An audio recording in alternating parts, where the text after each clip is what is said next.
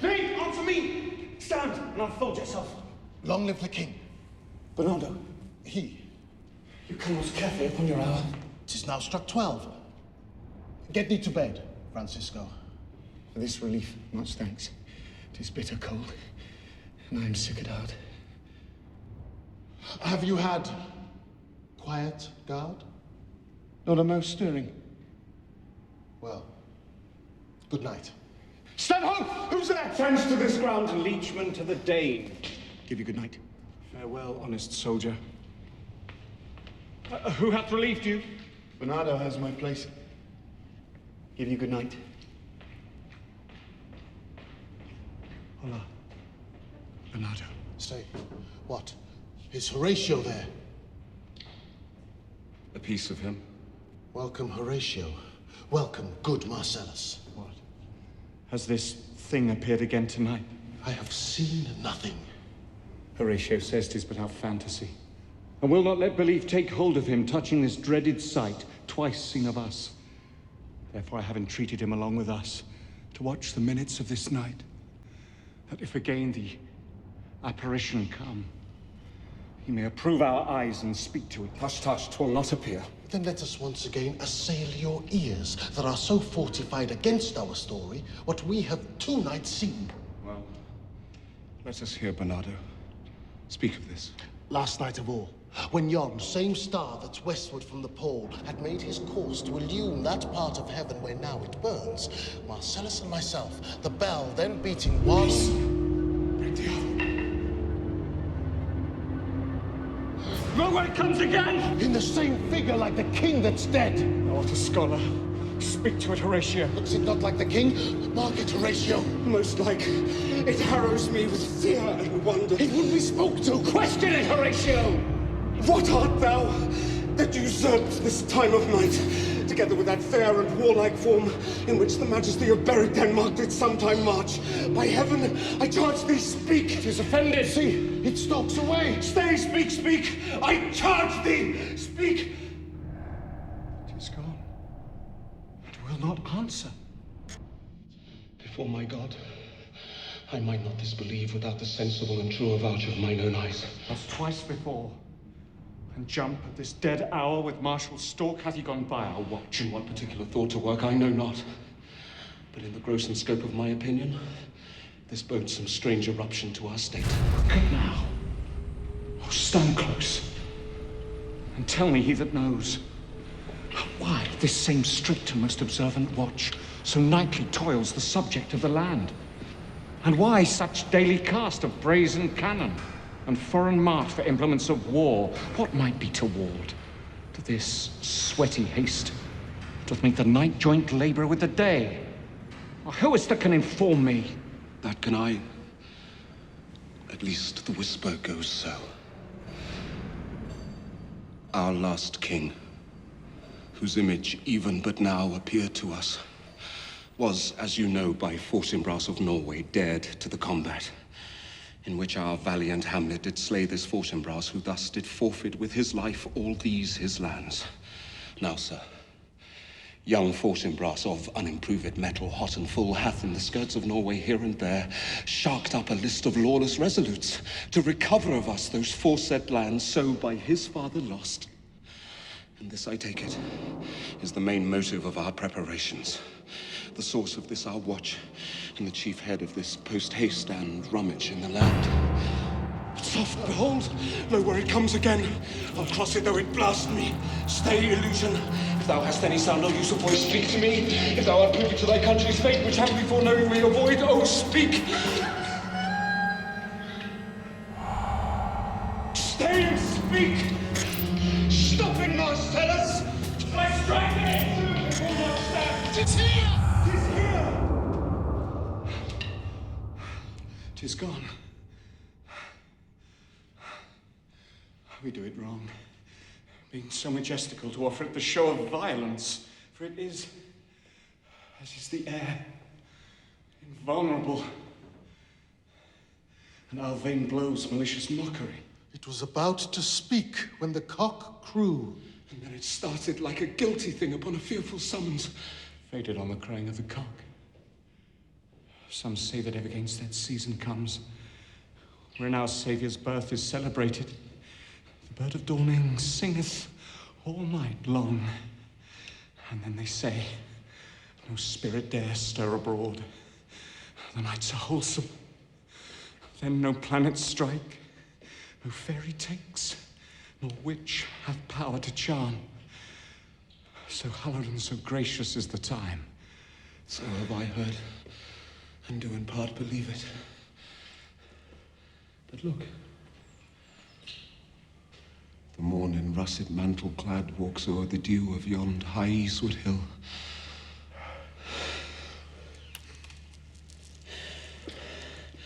Break we our watch up, and by my advice, let us impart what we have seen tonight unto young Hamlet. For upon my life, this spirit done to us will speak to him.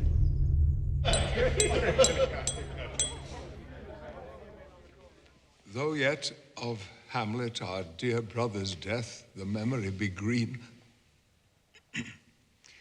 and that it us befitted to bear our hearts in grief, and our whole kingdom to be contracted in one brow of woe.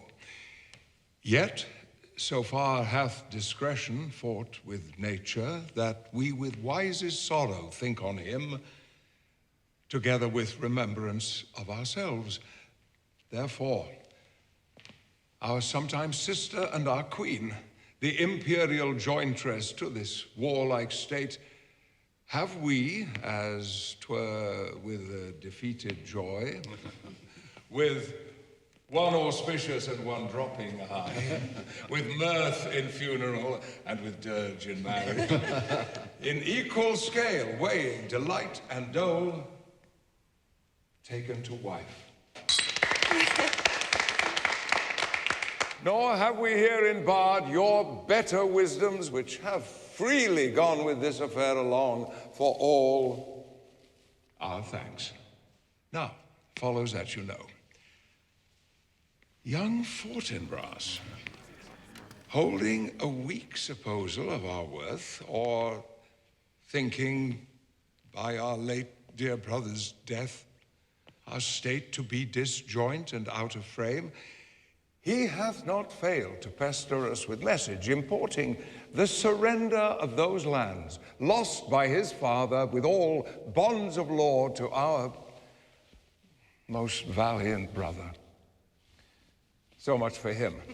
Thus much the business is, we have here writ to Norway, uncle of young Fortinbras, that he suppress his nephew's further march and threatening enterprise against our state. And we here dispatch you, good Cornelia, and Voltimand as our ambassadors to old Norway. In that and in all things we show our duty. We doubted nothing. Heartily farewell.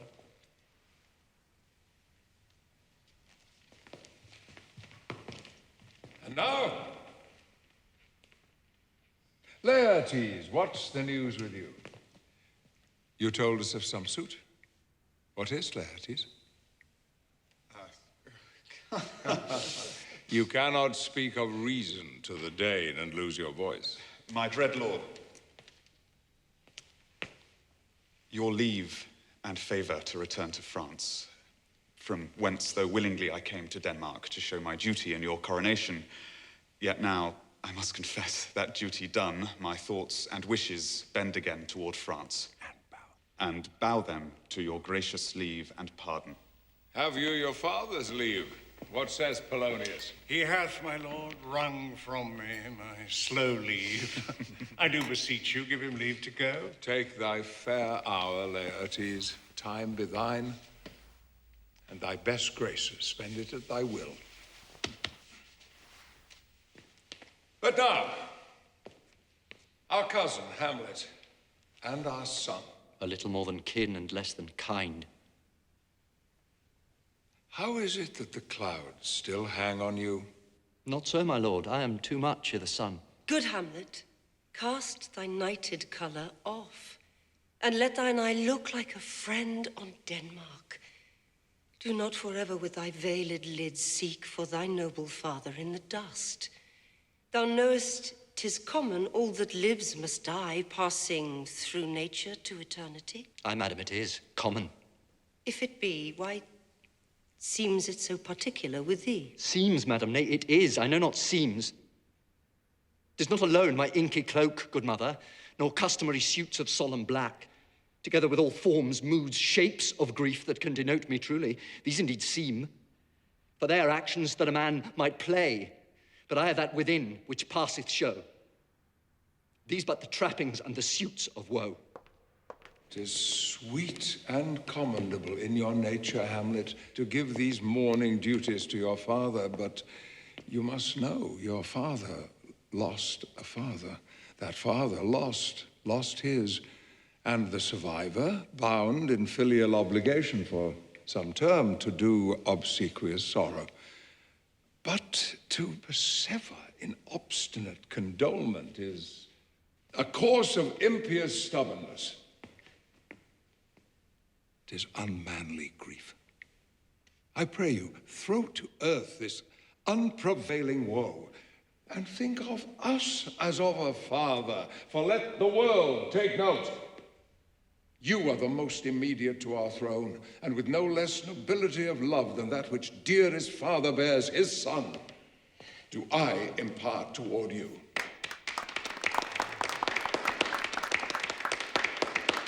For your intent in going back to school in Wittenberg, it is most retrograde to our desire, and I beseech you, bend you to remain here in the cheer and comfort of our eye, our chiefest courtier, cousin,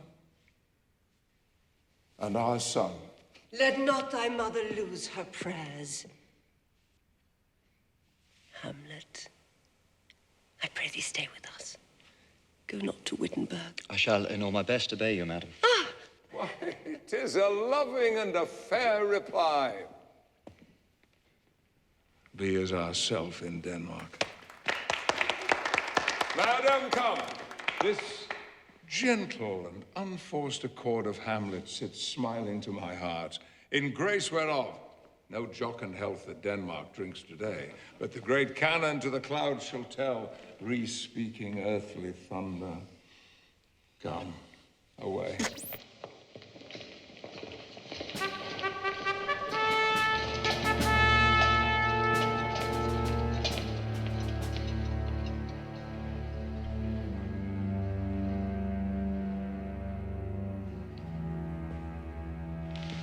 Oh, that this two solid flesh would melt.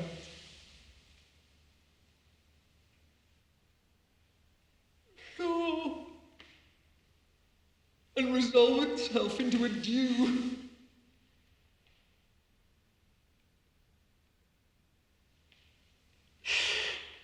And that the everlasting had not fixed his cannon against self-slaughter, oh God.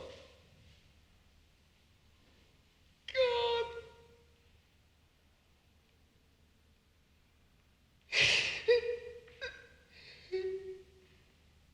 How weary, stale, flat and unprofitable seem to me all the uses of this world. Fie. 'Tis an unweeded garden that grows to seed. Things rank and gross in nature possess it merely.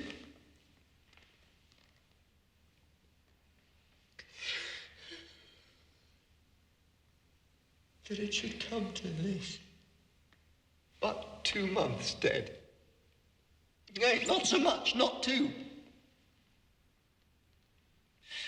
So excellent a king that was to this, Hyperion to a satyr.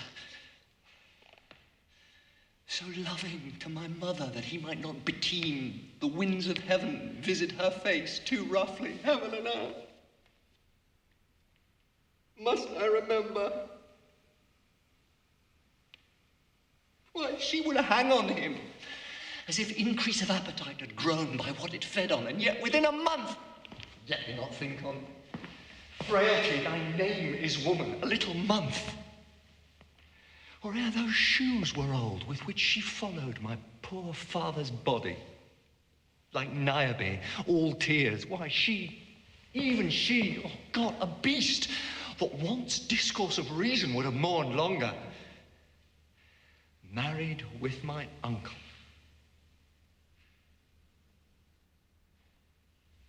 My father's brother, but no more like my father. And I to Hercules within a month. Ere yet the salt of most unrighteous tears had left the flushing in her galled eyes, she married. Oh, most wicked speed to post with such dexterity to incestuous sheets. It is not, nor it cannot come to good.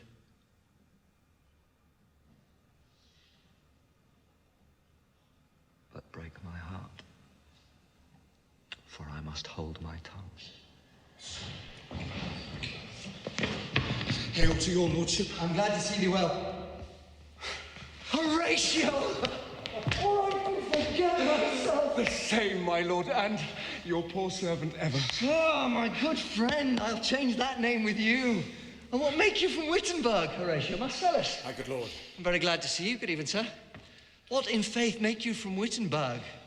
We'll teach you to drink deep ere you depart. My lord, I came to see your father's funeral. I pray thee do not mock me, fellow student.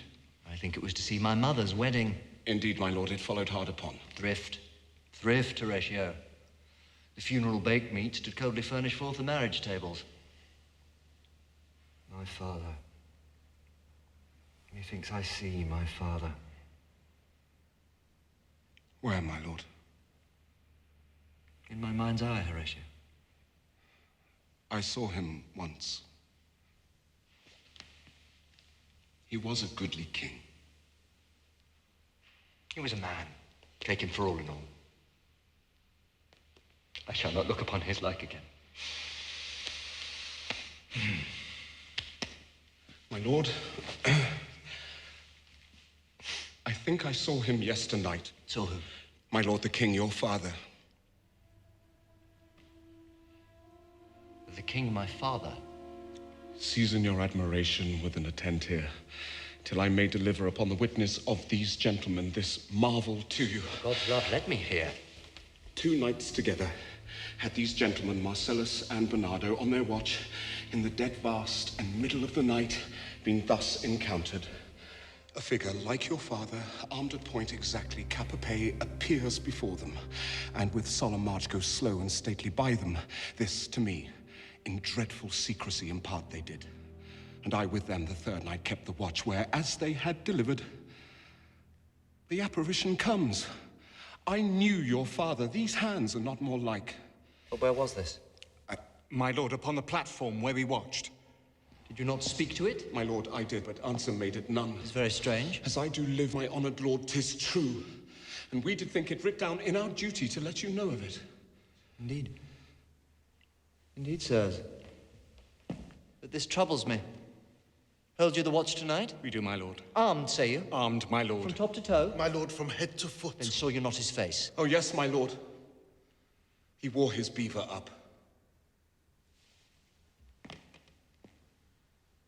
What looked he, frowningly? A countenance more in sorrow than in anger. Pale or red? Nay, very pale. And fixed his eyes upon you? Most constantly. I would I had them there. It would have much amazed you. Very like. Very like. Stayed it long? While one with moderate haste might tell 100. Longer. Not when I saw it. His beard was grizzled. No? It was as I have seen it in his life. A sable silvered. I will watch tonight. Perchance 'twill walk again. I warrant it will. If it assume my noble father's person, I'll speak to it, though hell itself should gape and bid me hold my peace. I pray you all, if you have hitherto concealed this sight, let it be tenable in your silence still. And whatsoever else shall hap tonight, give it an understanding, but no tongue. I will requite your loves. So fare you well. Upon the platform, twixt 11 and 12, I'll visit you. Our duty to your honor. My father's spirit in arms. All is not well. I doubt some foul play. Would the night were come. Till then, sit still, my soul. Foul deeds will rise, though all the earth o'erwhelm them to men's eyes. My necessaries are embarked. Farewell. And sister, as the winds give benefit, and as convoy is assistant, do not sleep, but let me hear from you. Do you doubt that?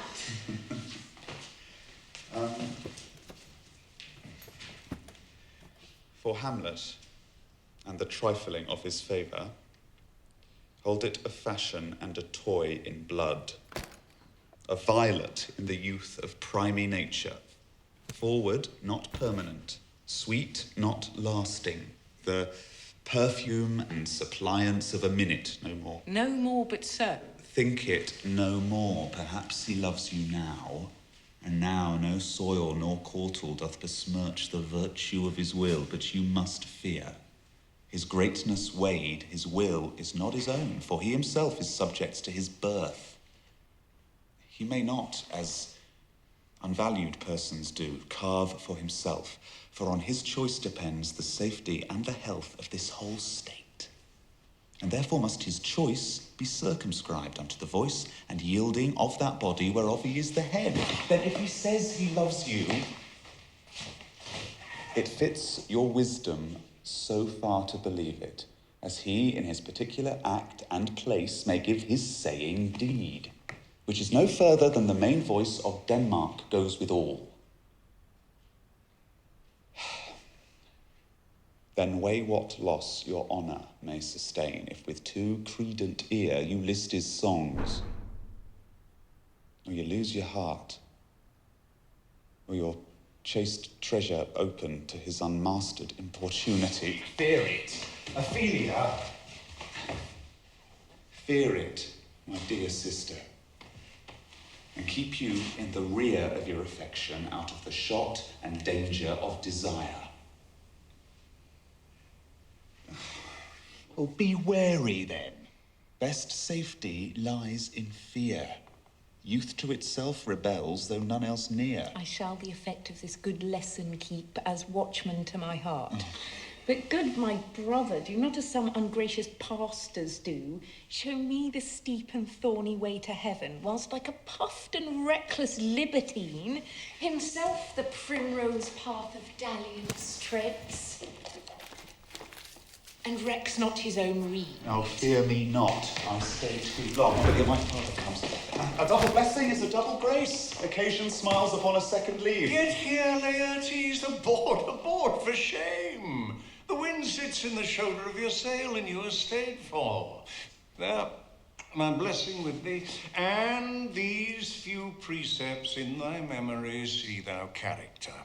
Give thy thoughts no tongue, nor any unproportioned thought his act. Be thou familiar, but by no means vulgar. Those friends thou hast, and their adoption tried, grapple unto thy soul with hoops of steel. But do not dull thy palm with entertainment of each new-hatched, unfledged comrade. Beware of entrance to a quarrel, but being in, bear it that the opposite may beware of thee.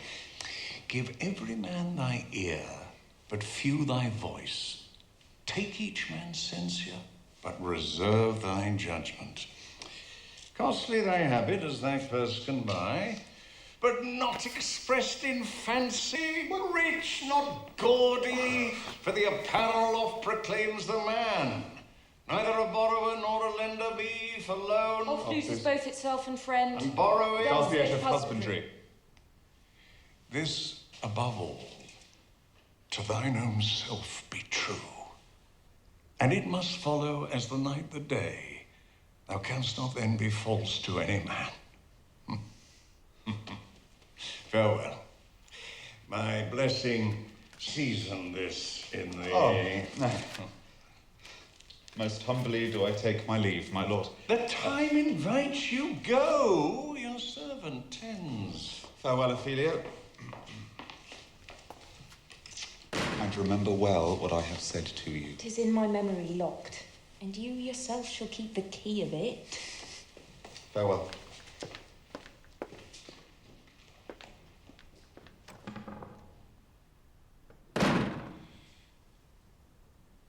What is, Ophelia, he has said to you? So please you something touching the Lord Hamlet.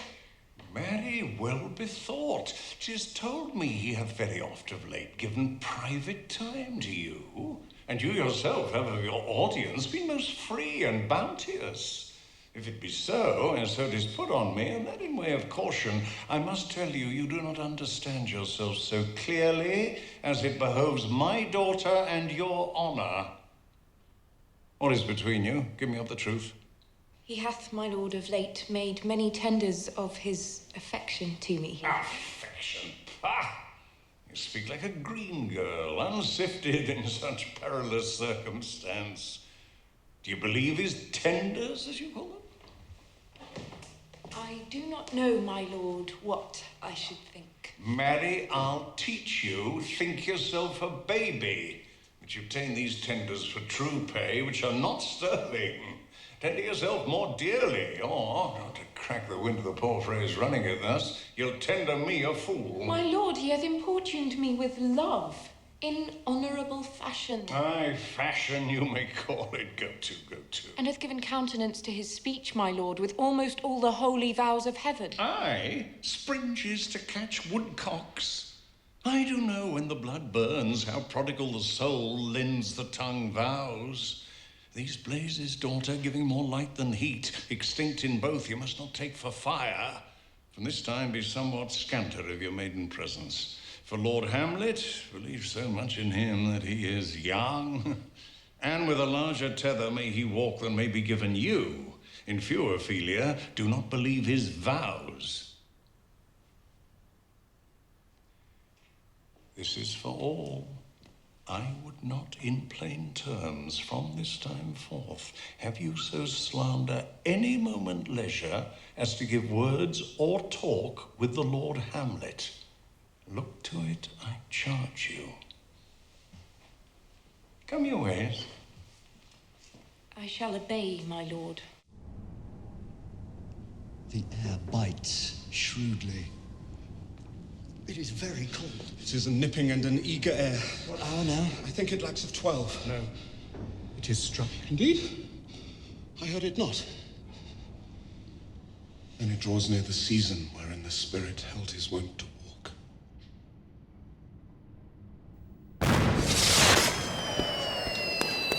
What does this mean, my lord? The king doth wake tonight and takes his rouse. Keeps wassail and the swaggering upspring reels. And as he drains his draughts of Rhenish down, the kettle drum and trumpet thus bray out the triumph of his pledge. To the custom. Aye, thou readest. But to my mind, though I am native here, and to the manner born, it is a custom more honoured in the breach than the observance. Look, my lord, it comes! Angels and ministers of grace defend us. Be thou a spirit of health or goblin damned. Bring with thee airs from heaven or blasts from hell. Be thy intents wicked or charitable, thou comest at such a questionable shape. And I will speak to thee. I'll call thee Hamlet. King, Father, Royal Dane, oh, answer me. Let me not burst in ignorance, but tell why thy canonized bones, cursed in death, have burst their cerements. Why the sepulchre wherein we saw thee quietly interred hath oped his ponderous and marble jaws to cast thee up again. What may this mean? For thou, dead corpse, again in complete steel, revisits thus the glimpses of the moon, making night hideous, and we fools of nature so horridly to shake our disposition with thoughts beyond the reaches of our souls. Say, why is this? Wherefore? What should we do? Beckons you to go away with it, as if it's some impartment it desires you alone. It waves you to a more removed ground, but do not go with it. No, by no means. You will not speak, why then I'll follow. Do not, my lord. Why? What should be the fear? I do not set my life at a pin's fee. And for my soul, what can it do to that, being a thing immortal as itself? It waves me forth again, I'll follow it. What if it tempt you toward the flood, my lord? Or to the dreadful summit of the cliff, that beetles or his base into the sea, and there assume some other horrible form, which might deprive your sovereignty of reason and draw you into madness? It waves me still. Go on, I'll follow thee! Shall not go, my lord! Off your hands! Be ruled, you shall not go! My fate cries out, and makes its petty artery in this body as hardy as the Nemean lion's nerve. Still am I called? Unhand me, gentlemen! By heavens, I'll make a ghost of him that lets me. I say! Wait. Go on! I follow thee. He waxes desperate with imagination. Let's follow. 'Tis not fit thus to obey him. Have after. To what issue will this come? Something's rotten in the state of Denmark. Heaven will direct it? Nay. Let's follow! Where wilt thou lead me? Speak! I'll go no further. Mark me! I will. My hour is almost come, when I to sulphurous and tormenting flames must render up myself. Alas, poor ghost. Pity me not! But lend thy serious hearing to what I shall unfold. Speak. I am bound to hear. So art thou to revenge when thou dost hear? What? I am thy father's spirit, doomed for a certain term to walk the night, and for the day confined to fast in fires, till the foul crimes done in my days of nature are burned and purged away. But that I am forbid to tell the secrets of my prison house. I could a tale unfold whose lightest word would harrow up thy soul, freeze thy young blood, make thy two eyes like stars start from their spheres. But this eternal blaze on must not be to ears of flesh and blood. List! List! Oh, list! If thou didst ever thy dear father love, oh, God. Revenge his foul and most unnatural murder. Murder? Murder! Most foul, as in the best it is, but this most foul, strange, and unnatural. Haste me to know it, that I with wings as swift as meditation or the thoughts of love may sweep to my revenge. I find thee apt. 'Tis given out that sleeping in my orchard, a serpent stung me. But know, thou noble youth, the serpent that did sting thy father's life now wears his crown. Oh, my prophetic soul, my uncle. Aye, that incestuous, that adulterate beast, with witchcraft of his wit, with traitorous gifts won to his shameful lust, the will of my most seeming virtuous queen. Oh, Hamlet, what a falling off was there from me, whose love was of that dignity that it went hand in hand even with the vow I made to her in marriage. And to decline upon a wretch whose natural gifts were poor to those of mine. But lust, though to a radiant angel linked, will sate itself in a celestial bed and prey on garbage. But soft. Methinks I scent the morning air. Brief let me be. Sleeping within my orchard, my custom always in the afternoon, upon my secure hour, thy uncle stole with juice of cursed Lebanon in a vial, and in the porch pinches of mine ears did pour the leprous distilment, whose effect holds such an enmity with blood of man that, swift as quicksilver, it courses through the natural gates and alleys of the body, and with a sudden vigor doth posset and curd the thin and wholesome blood.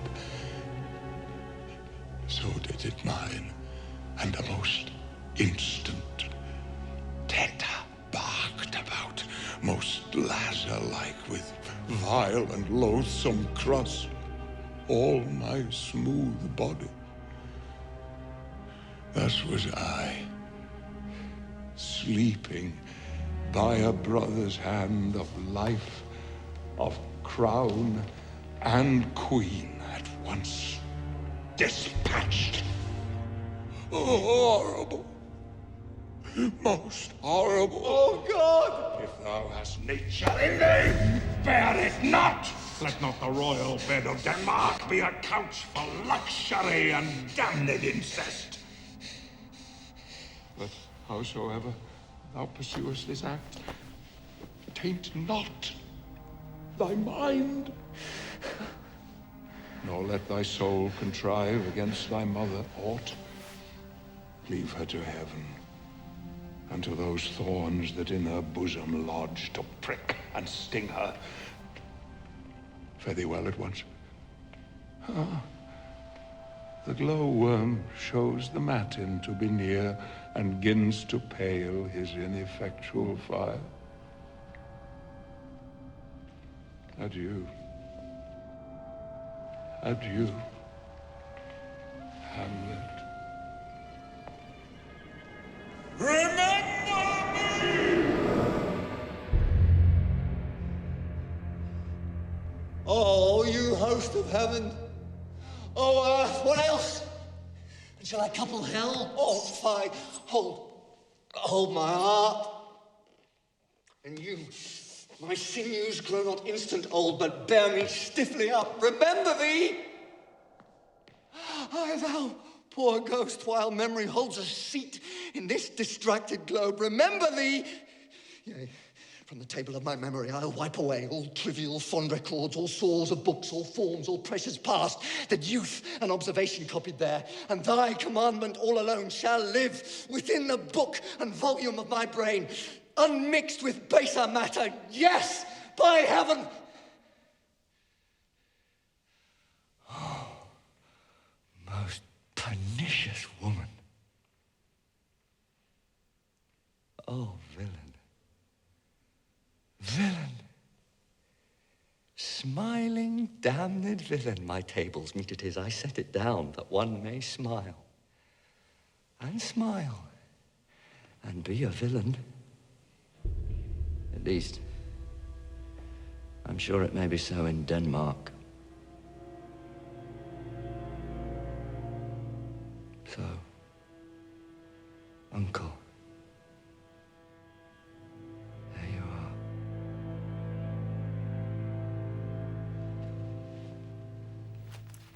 Now to my word. It is adieu, adieu, remember me. I have sworn. Secure him! Hello, ho, ho, my lord! Hello, ho, boy! Come, bird, come! Oh, it's my lord! What news, my lord? Oh, wonderful. Good, my lord, tell it. No, you'll reveal it. Not I, my lord, by heaven, nor I, my lord. How say you then? Would heart of man once think it? But you'll be secret? Aye, by heaven, my lord. There's there a villain dwelling in all Denmark. But he's an arrant knave. There needs no ghosts come from the graves to tell us this. Why, right, you're in the right. And so, without more circumstance at all, I hold it fit that we shake hands and part. You, as your business and desire shall point you, for every man has business and desires. Such as it is for mine own poor part. Look you, I'll go pray. These are but wild and whirling words, my lord.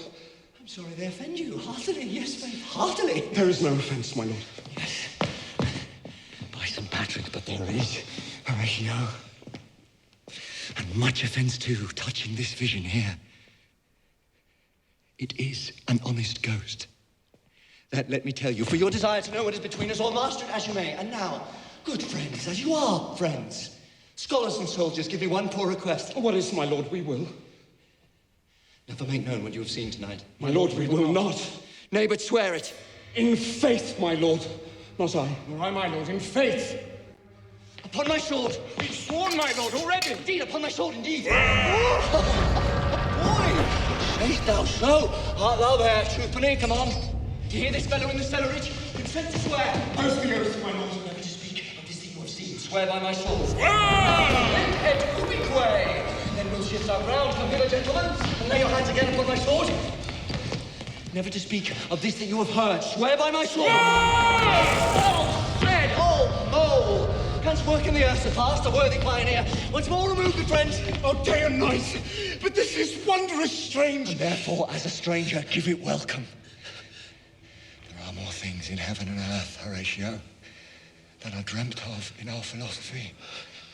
But come, here as before, never, so help you mercy, how strange or odd soe'er I bear myself, as I perchance hereafter shall think meet to put an antic disposition on, that you at such time seeing me never shall with arms encumbered thus, or this head shake, or by pronouncing of some doubtful phrase as well, we know, or we could, and if we would, or such ambiguous giving out to note that you know aught of me.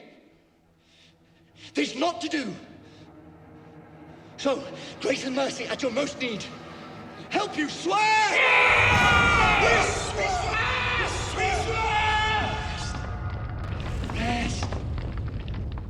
The turbid spirit.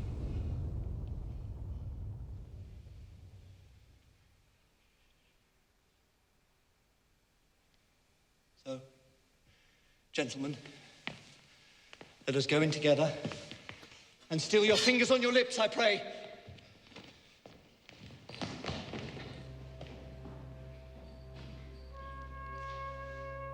Time is out of joint.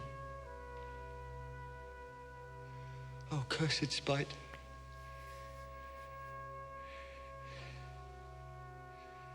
That ever I was born to set it right.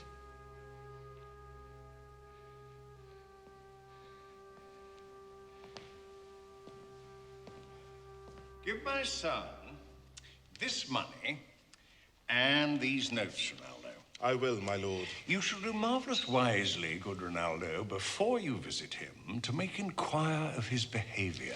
My lord, I did intend it. Very well said, very well said. Look you, sir, inquire me first what Danskers are in Paris, and how and who, what means and where they keep, what company and what expense, and finding by this encompassment and drift of question that they do know my son, come you more nearer. Take you as 'twere some distant knowledge of him, as thus. I know his father and his friends, and in part him. Do you mark this, Reynaldo? Aye, very well, my lord. And in part him. But you may say, not well. But if it be he I mean, he's very wild, addicted, so and so, and there, put on him what forgeries you please. Marry, none so rank as may dishonor him, take heed of that.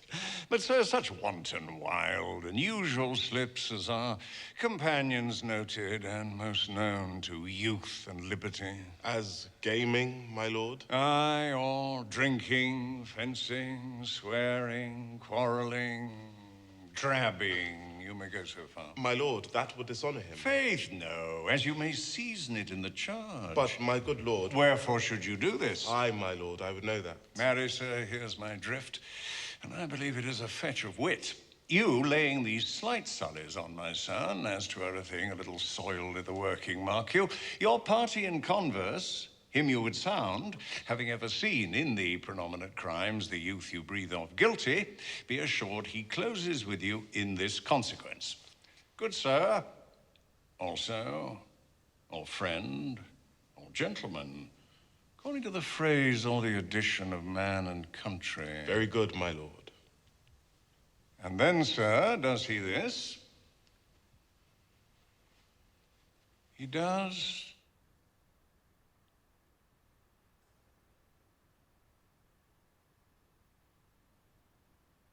What was I about to say? Rather, mass, I was about to say something.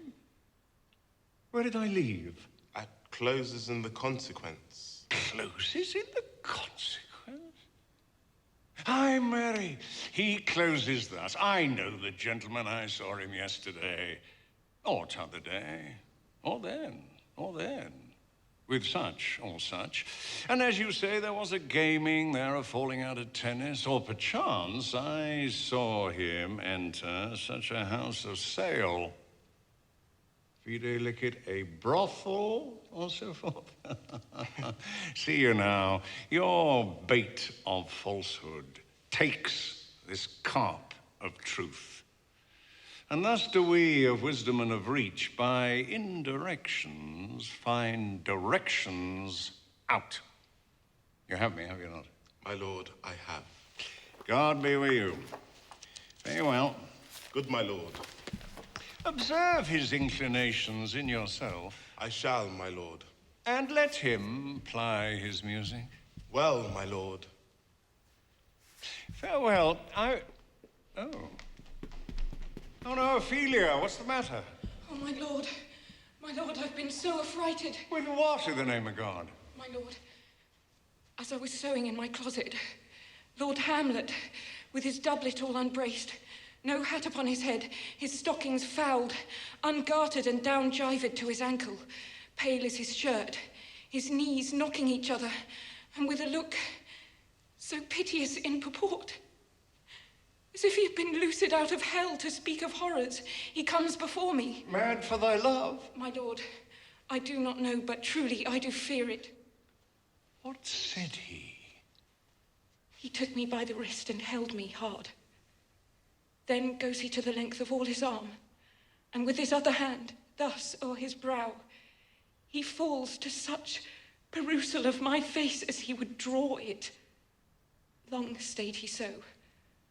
At last a little shaking of mine arm, and thrice his head thus waving up and down, he raised a sigh so piteous and profound, as it did seem to shatter all his bulk and end his being. That done, he lets me go, and with his head over his shoulder turned, he seemed to find his way without his eyes. For out of doors he went without their help, and to the last bended their light on me. Come, this is the very ecstasy of love, whose violent property foredoes itself and leads the will to desperate undertakings. I am sorry. What, have you given him any hard words of late? No, my good lord, but as you did command, I did repel his letters, and denied his access to me. That hath made him mad. I am sorry that with better heed and judgment I had not quoted him. I feared he did but trifle and meant to wreck thee. But beshrew my jealousy. Come, go we to the king. This must be known. Welcome. Rosencrantz and Guildenstern. Moreover, that we much did long to see you. The need we have to use you did provoke our hasty sending. Something have you heard of Hamlet's transformation? What it should be, more than his father's death, that thus hath put him so much from understanding of himself, we cannot dream of.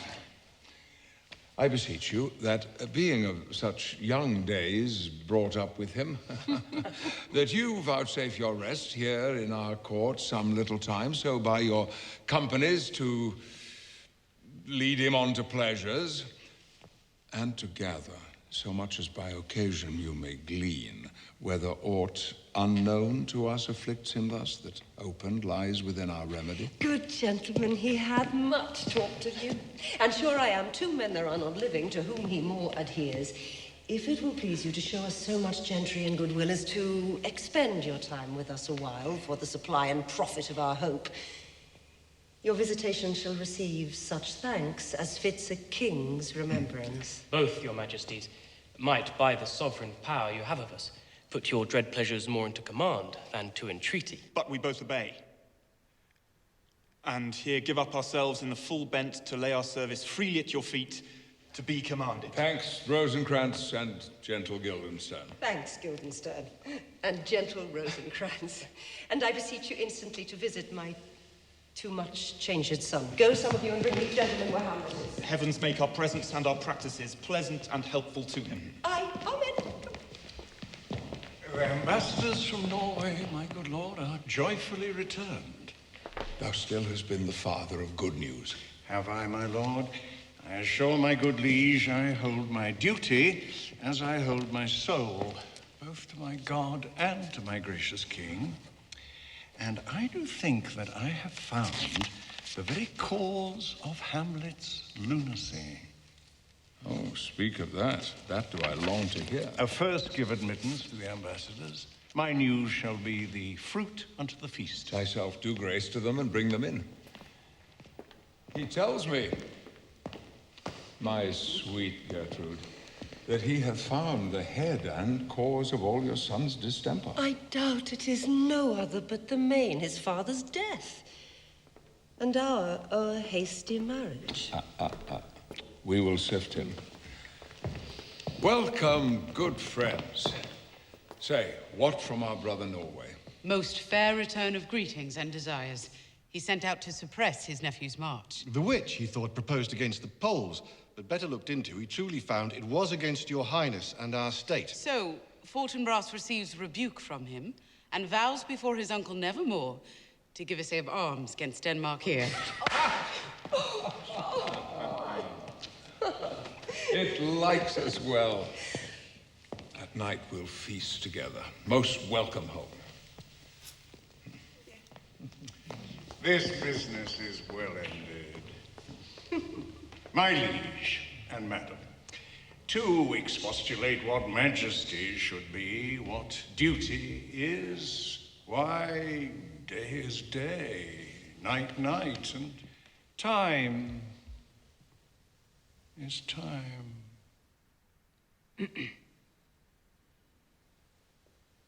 We're nothing but to waste night, day, and time. Therefore, since brevity is the soul of wit, and tediousness the limbs and outward flourishes, I will be brief. Your noble son is mad. Mad call I it, for to define true madness. What is't? But to be nothing else but mad. But let that go. More matter with less art. Madam, I swear I use no art at all. But he is mad, 'tis true, 'tis pity. And pity 'tis true. A foolish figure, but farewell it, for I will use no art. Mad, let us grant him then. And now remains that we find out the cause of this effect. Or rather say, the cause of this defect. For this effect, defective, comes by cause. Thus it remains, and the remainder thus. I have a daughter, have while she is mine, who in her duty and obedience mark hath given me this. Now, gather and surmise. To the celestial and my soul's idol, the most beautified Ophelia. Oh, that's an ill phrase, vile phrase. Beautified is a vile phrase. But you shall hear. Thus, in her excellent white bosom, these etc. Came this from Hamlet to her? Good madam, stay a while, I will be faithful. Doubt thou the stars are fire, doubt that the sun doth move, doubt truth to be a liar, but never doubt I love. This in obedience hath my daughter shown me, and more above. But how hath she received his love? What do you think of me? As of a friend, faithful and honorable. I would fain prove so, but what might you think when I had seen this hot love on the wing? As I perceived it, I must tell you that before my daughter told me. What might you, or my dear majesty, your queen here, think if I had given my heart a winking mutant arm, or looked upon this love with idle sight? No, I went round to work, and my young mistress thus I did bespeak. Lord Hamlet is a prince out of thy star, this must not be. Then I precepts gave her that she should lock herself from his resort, admit no messengers, receive no tokens, which done, she took the fruits of my advice, and he, repulsed, a short tale to make, fell into a sadness, then into a fast, thence into a watch, thence into weakness, thence into a lightness, and by this declension into the madness wherein now he raves, and all we mourn for. Do you think 'tis this? It may be. Very like. Hath there been such a time, I'd fain know that I have positively said 'tis so when it proved otherwise? Not that I know. Take this from this, if this be otherwise. If circumstances lead me, I will find where truth is hid, though it were hid indeed within the centre. How may we try this further? You know, sometimes he walks, 4 hours together here in the lobby. So he does indeed. At such a time, I'll loose my daughter to him. Be you and I behind an arras, then, mark the encounter. If he love her not, and be not from his reason fallen thereon, let me be no assistant for estate, but keep a farm and carters. We will try it. But look where sadly the poor wretch comes. Sweet Gertrude, leave us. Her father and myself, lawful espiles, thus may of their encounter frankly judge, if be the affliction of his love or no, that thus he suffers for. I shall obey you. And for your part, Ophelia? Oh.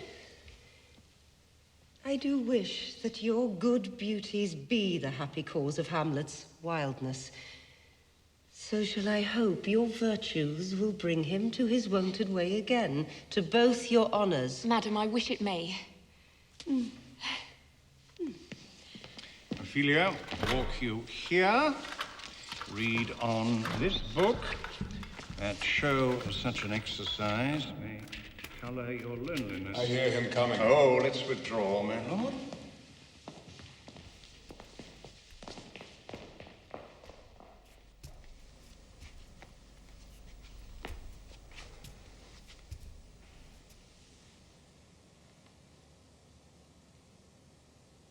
To be or not to be? That is the question.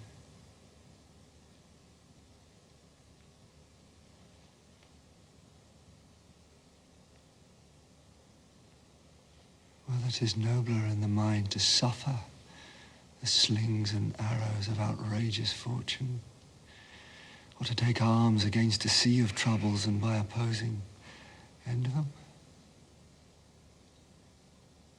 To die. To sleep. No more. And by sleep to say we end the heartache and the 1,000 natural shocks that flesh is heir to. 'Tis a consummation devoutly to be wished. To die. To sleep.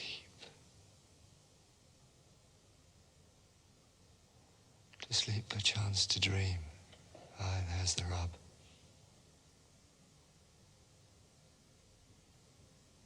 For in that sleep of death what dreams may come, when we have shuffled off this mortal coil, must give us pause.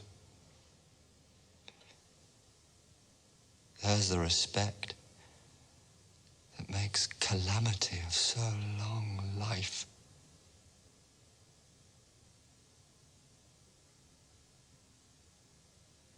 For who would bear the whips and scorns of time, but that the dread of something after death, the undiscovered country from whose bourne no traveller returns, puzzles the will.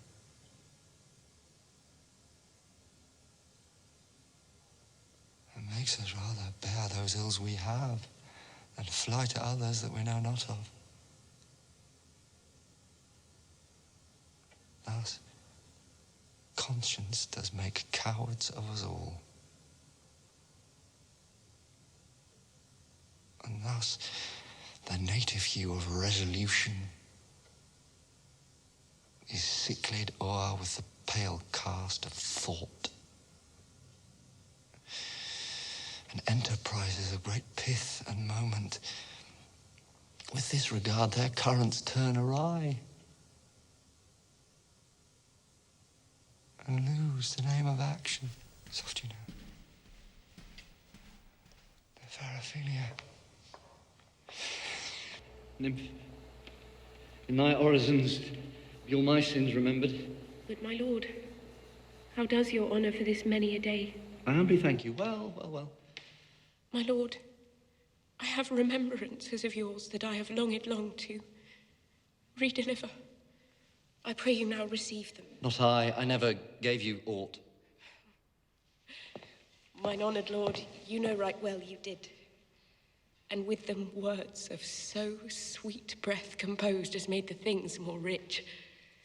Their perfume lost, take these again. For to the noble mind, rich gifts wax poor when givers prove unkind. There, my lord. Are you honest? My lord? Are you fair? What means your lordship? I did love you once. Indeed, my lord, you made me believe so. You should not have believed me. I loved you not. I was the more deceived. Get thee to a nunnery. Why wouldst thou be a breeder of sinners? I am myself indifferent, honest, and yet I could accuse me of such things. It were better my mother had not borne me. What should such fellows as I do? Crawling between earth and heaven, we are arrant knaves, all. Believe none of us. Go thy way to a nunnery. Where's your father? At home, my lord.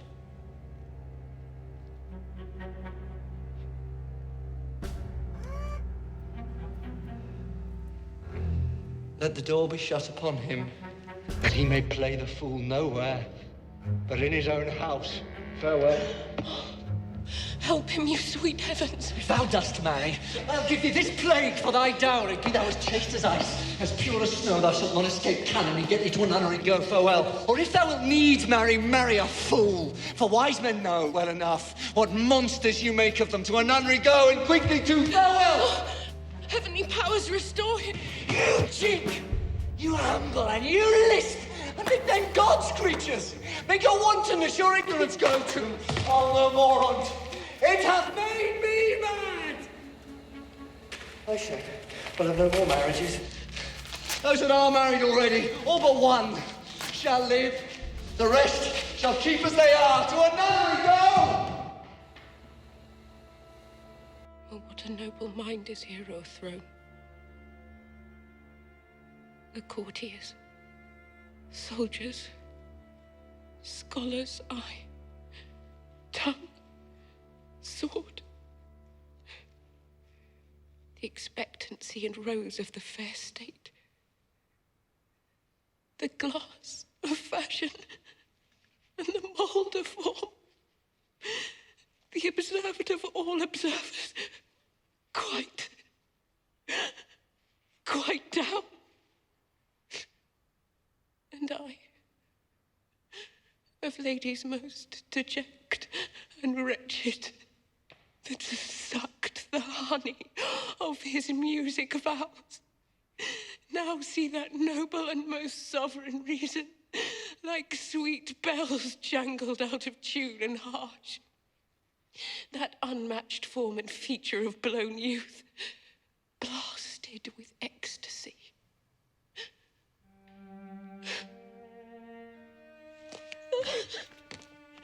Oh, woe is me, to have seen what I have seen. See what I see.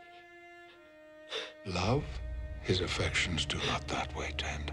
There's something in his soul, o'er which his melancholy sits on brood, and I do think the hatch and the disclose will be some danger. And now, Ophelia, you need not tell us what Lord Hamlet said. We heard it all. Away, I do beseech you. Here he comes. I'll board him presently. How does my good Lord Hamlet?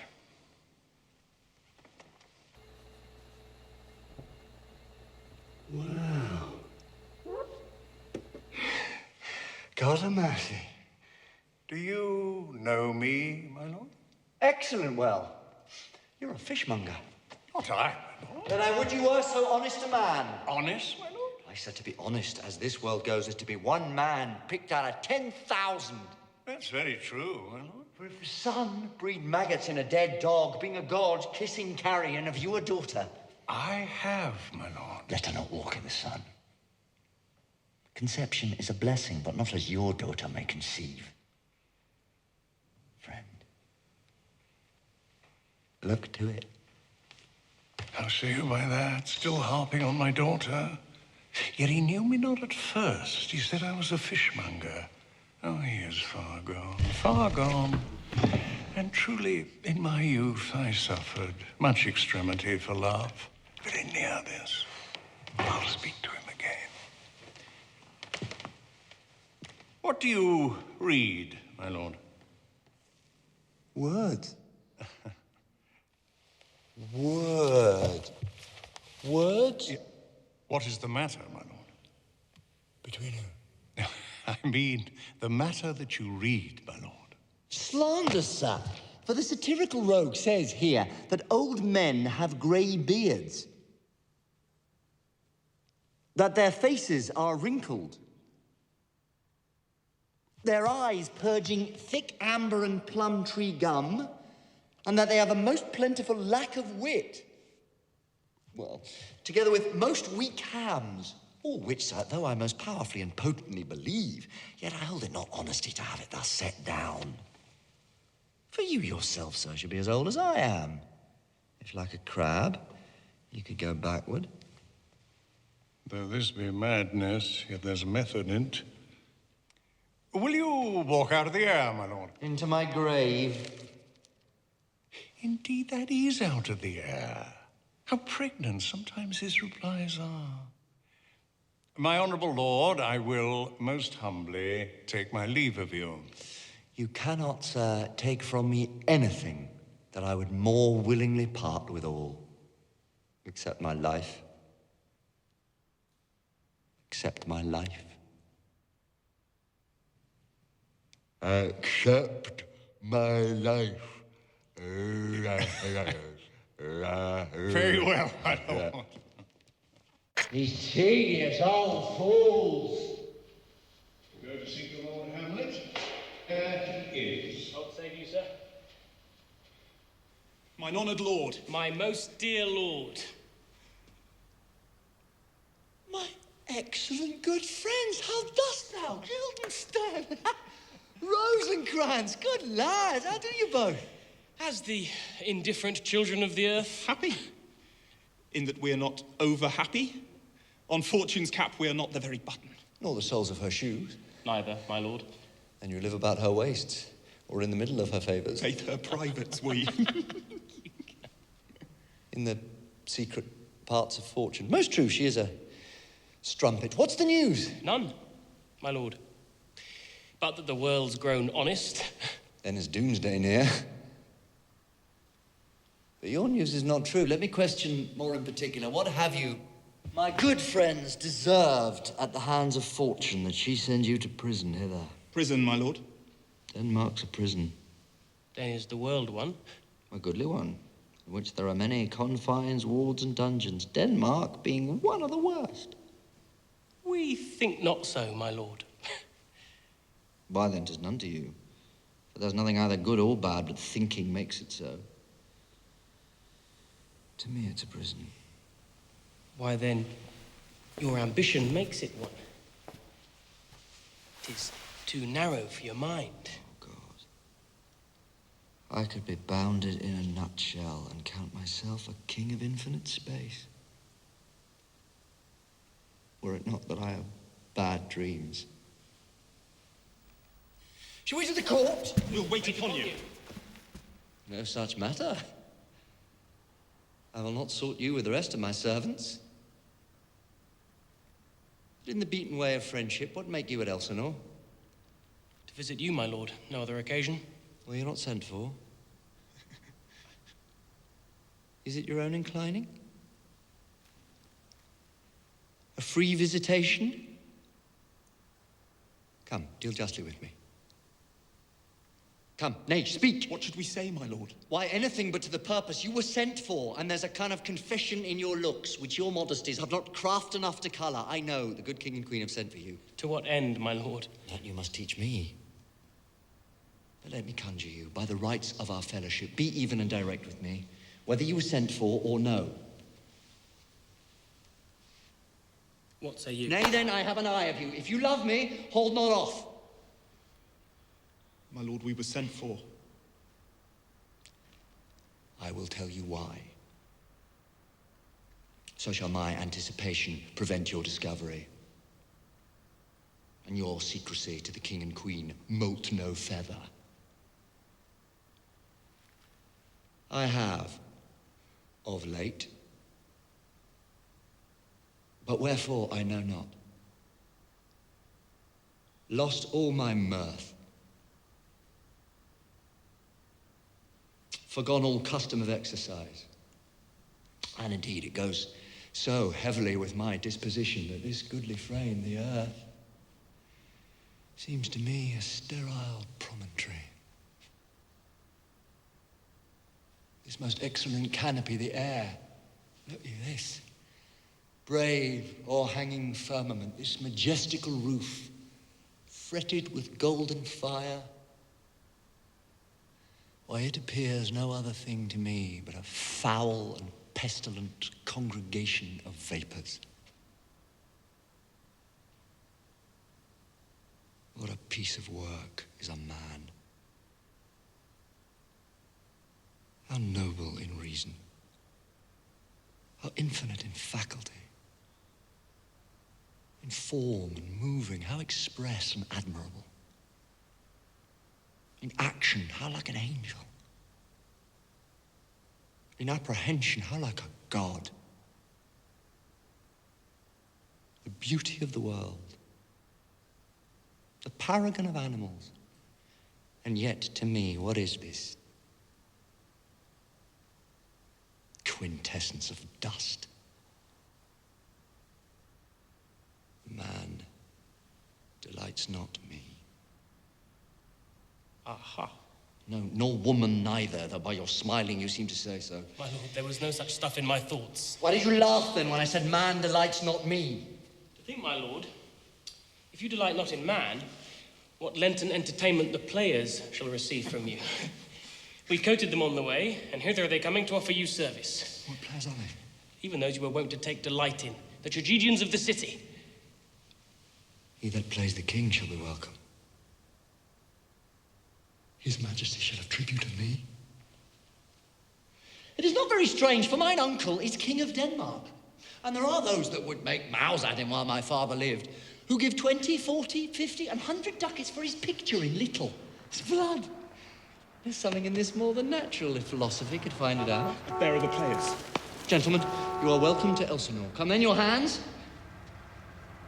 My uncle, father, and aunt, mother are deceived. In what, my dear lord? I am but mad. North-northwest. When the wind is southerly, I know an orc from an Anshore. Where are we with you, gentlemen? Art thou Guildenstern, and you two, at each ear a hearer? That great baby you see there is not yet out of his swaddling clouds. Happily, he's the second time come to them. They say an old man is twice a child. I prophesy he come to tell me of the players. Mark it. Oh, you say right, sir. Monday morning. Lord, I have news to tell you. My lord, I have news to tell you. When Roscius was an actor in Rome... The actors are come hither, my lord. Buzz. Upon mine honour. Then came each actor on his arse. The best actors in the world, either for tragedy, comedy, history, pastoral, comical, historical, pastoral, tragical, historical, tragical, comical, historical, pastoral, scene indivisible or poem unlimited.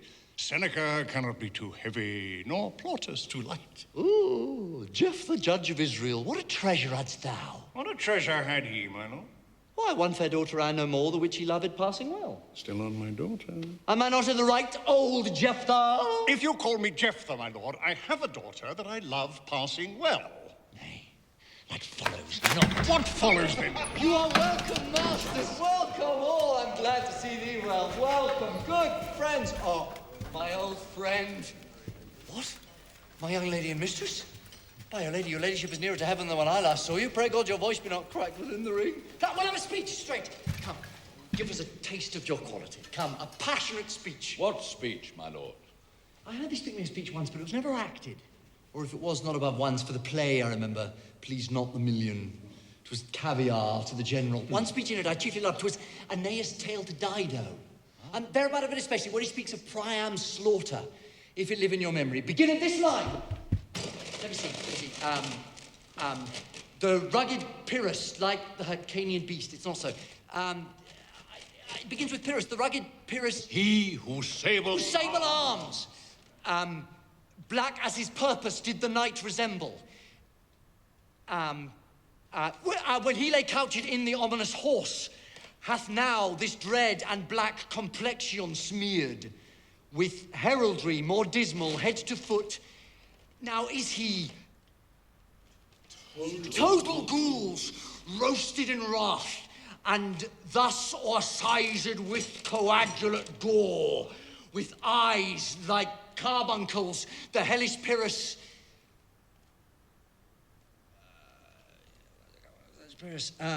Old grandsire Priam seat. So beseech you. Oh God, my lord, well spoken, with good accent, good discretion. Anon, he finds him, striking too short at Greeks. His antique sword, rebellious to his arm, lies where it falls, repugnant to command. Unequal matched. Pyrrhus at Priam drives, in rage, strikes wide, but with the whiff and wind of his fell sword, his unnerved father falls. Then, senseless Ilium, seeming to feel his blow, with flaming top, stoops to its base, and with a hideous crash takes prisoner Pyrrhus' ear.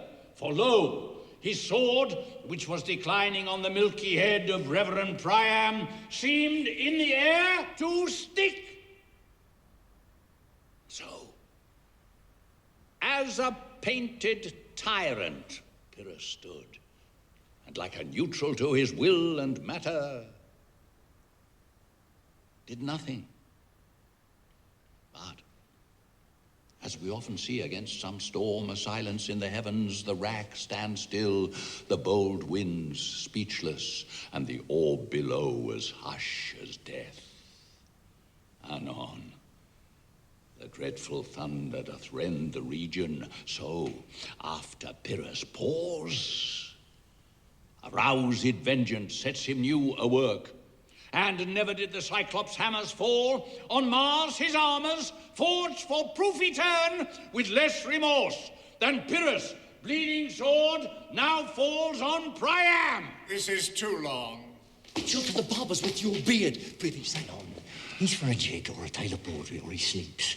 Say on. Come to Hecuba. But who? Oh, who had seen the Moblet Queen? Moblet Queen. That's good. Moblet Queen is good. Shh. Run. Barefoot. Up and down. Threatening the flames with besom rheum. A cloud about that head where late the diadem stood. And for a robe about her lank and all o'er teemid loins, a blanket in the alarm of fear caught up. Who this had seen, with tongue in venom steeped 'gainst fortune's state, would treason have pronounced. But if the gods themselves did see her then, when she saw Pyrrhus make malicious sport, in mincing with his sword her husband's limbs, the instant burst of clamour that she made, unless things mortal moved them not at all, would have made milch the burning eyes of heaven,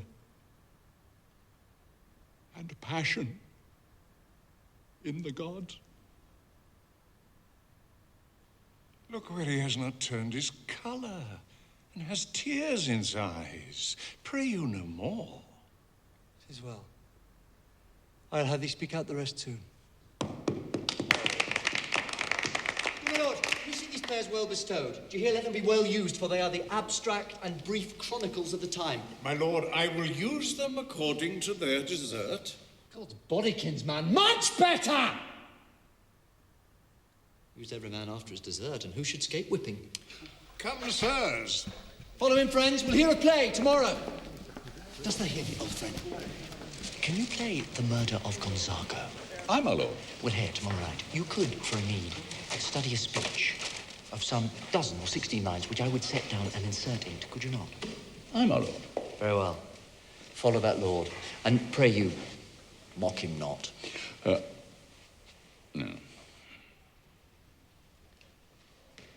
My good friends, I'll leave you till night. You are welcome to Elsinore. Good, my lord.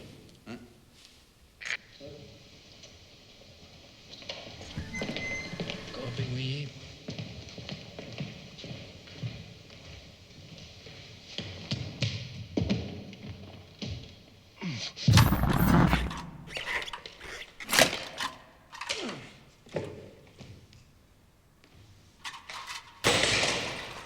Now I'm alone.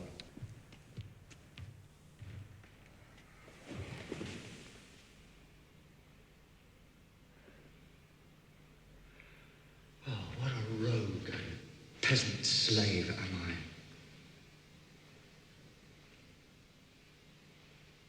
Is it not monstrous that this player here,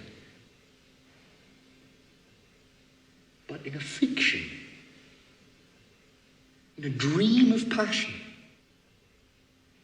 could force his soul so to his own conceit that from her workings all his visage wand, tears in his eyes, distraction in his aspect, a broken voice, and his whole function suiting with forms to his conceit. And all for nothing, for Hecuba. What's Hecuba to him, or he to Hecuba, that he should weep for her? What would he do had he the motive and the cue for passion that I have? He would drown the stage in tears and cleave the general ear with horrid speech, make mad the guilty and appall the free, confound the ignorant and amaze indeed the very faculties of eyes and ears. Yet I, dull and muddy metal rascal, pink, like John o' Dreams, unpregnant of my cause, and can say nothing. No, not for a king, upon whose property and most dear life a damned defeat was made.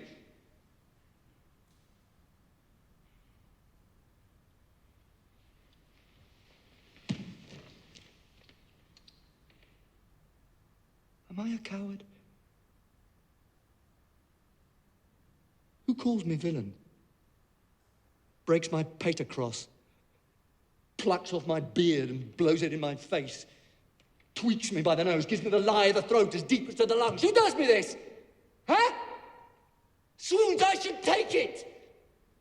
For it cannot be but I am pigeon-livered and lack gall to make oppression bitter, or ere this, I should have fatted all the region kites with this slave's offal.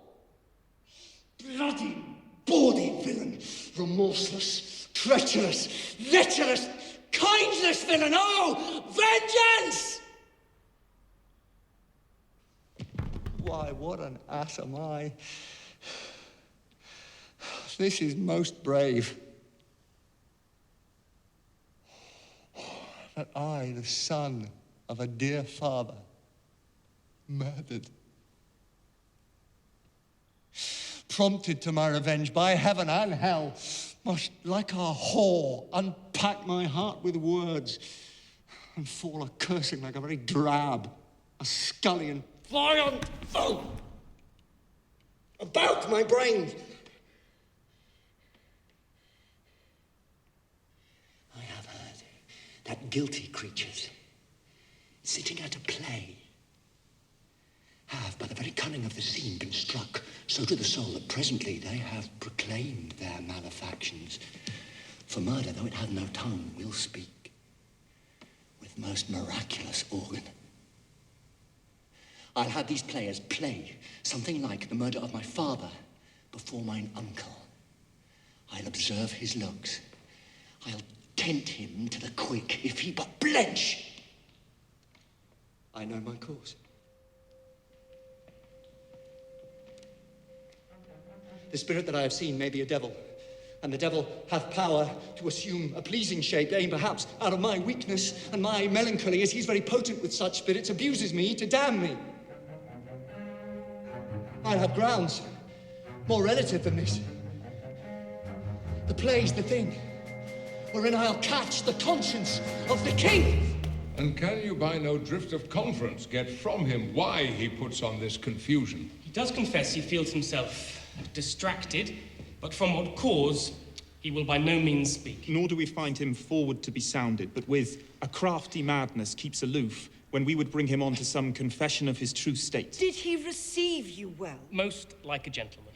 But with much forcing of his disposition. Niggard of question, but of our demands most free in his reply. Did you essay him to any pastime? Madam, it so fell out that certain players we o'erwrought on the way, of these we told him, and there did seem in him a kind of joy to hear of it. 'Tis most true, and he beseeched me to entreat your majesties to hear and see the matter. With all my heart. And it doth much content me to hear him thus inclined. Good gentlemen, give him a further edge and drive his purpose on to these delights. We shall, my lord. I have with quick determination thus set it down. He shall with speed to England. Happily the seas and countries different with variable object will expel this something settled matter in his heart, whereon his brains, still beating, puts him thus from fashion of himself. What think you on't? It shall do well, but yet do I believe the origin and commencement of his grief sprung from neglected love. My lord, do as you please, but if you hold it fit, after the play, let his queen mother, all alone, entreat him to show his grief. Let her be round with him, and I'll be placed, so please you, in the ear of all their conference.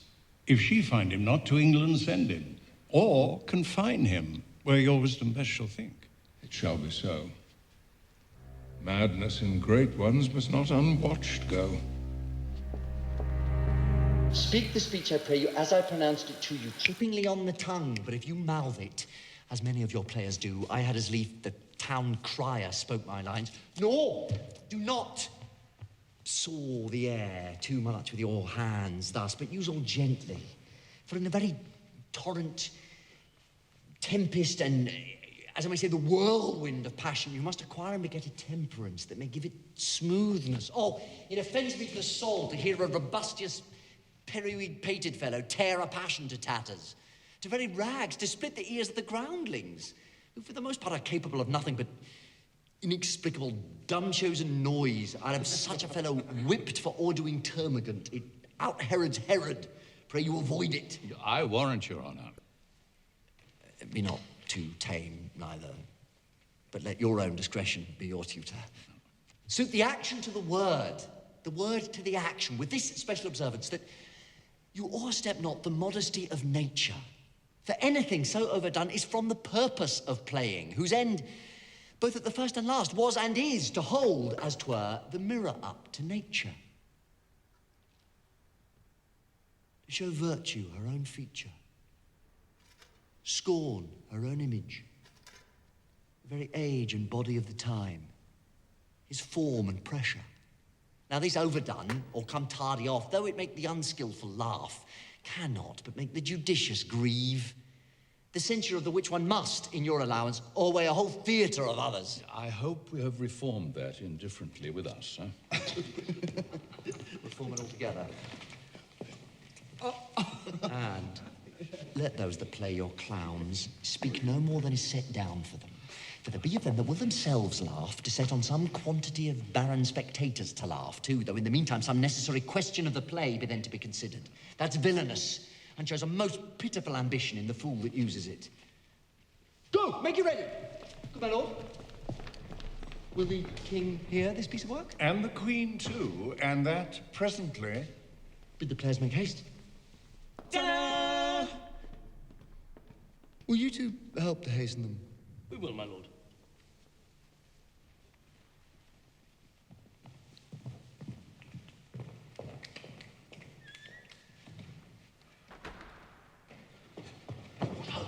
Horatio, sweet lord, at your service. Horatio, thou art e'en as just a man as e'er my conversation cope withal.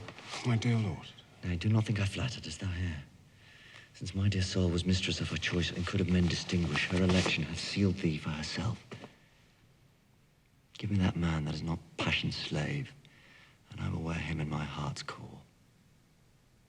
I in my heart of heart, as I do thee. Something too much of this. There is a play tonight before the king.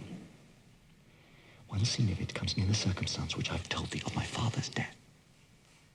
I prithee, when thou seest that act afoot, even with the very comment of thy soul, observe, mine uncle, if his occulted guilt do not itself unkennel in one speech. It is a damned ghost that we have seen, and my imaginations are as foul as Vulcan's smithy. Well, my lord, if he steal aught the whilst this play is playing and escape detecting, I will pay the theft. I'm coming to the play. I must be idle. Get you a place.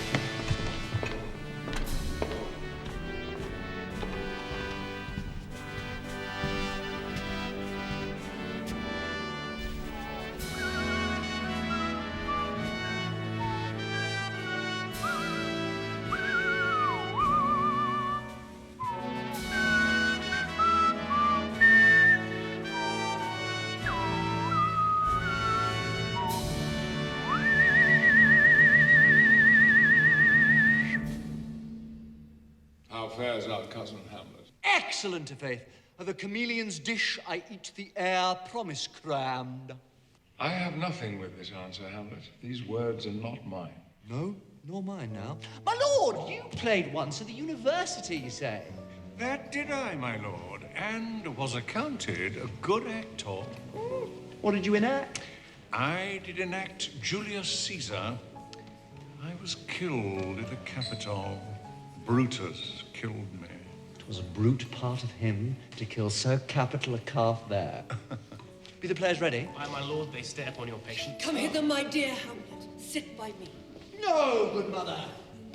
Here's metal more attractive. Aha, do you mark that? Lady, shall I lie in your lap? Oh, my lord. Me my head upon your lap. Aye, my lord. Do you think I'm any cunt, rheumatos? I think nothing, my lord. What a fair thought, to lie between maids' legs. What is, my lord? Nothing. You're merry, my lord? Who, I? Aye, my lord. Oh, God, your only gin maker! What should a man do but be merry? For look, how cheery my mother looks. And my father died these 2 hours. Nay, 'tis twice 2 months, my lord. So long? Nay, then let the devil wear black for I'll have a suit of sables. Oh, heavens! Died 2 months ago and not forgotten yet?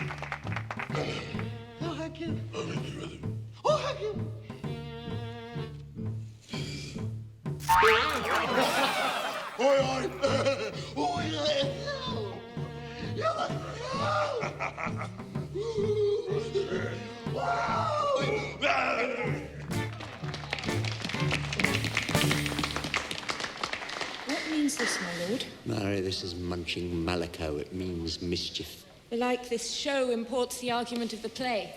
We shall know by this fellow. The players cannot keep counsel. They'll tell all. For us and for our tragedy, here stooping to your clemency, we beg your hearing patiently. Is this a prologue or the posy of a ring? 'Tis brief, my lord. As woman's love.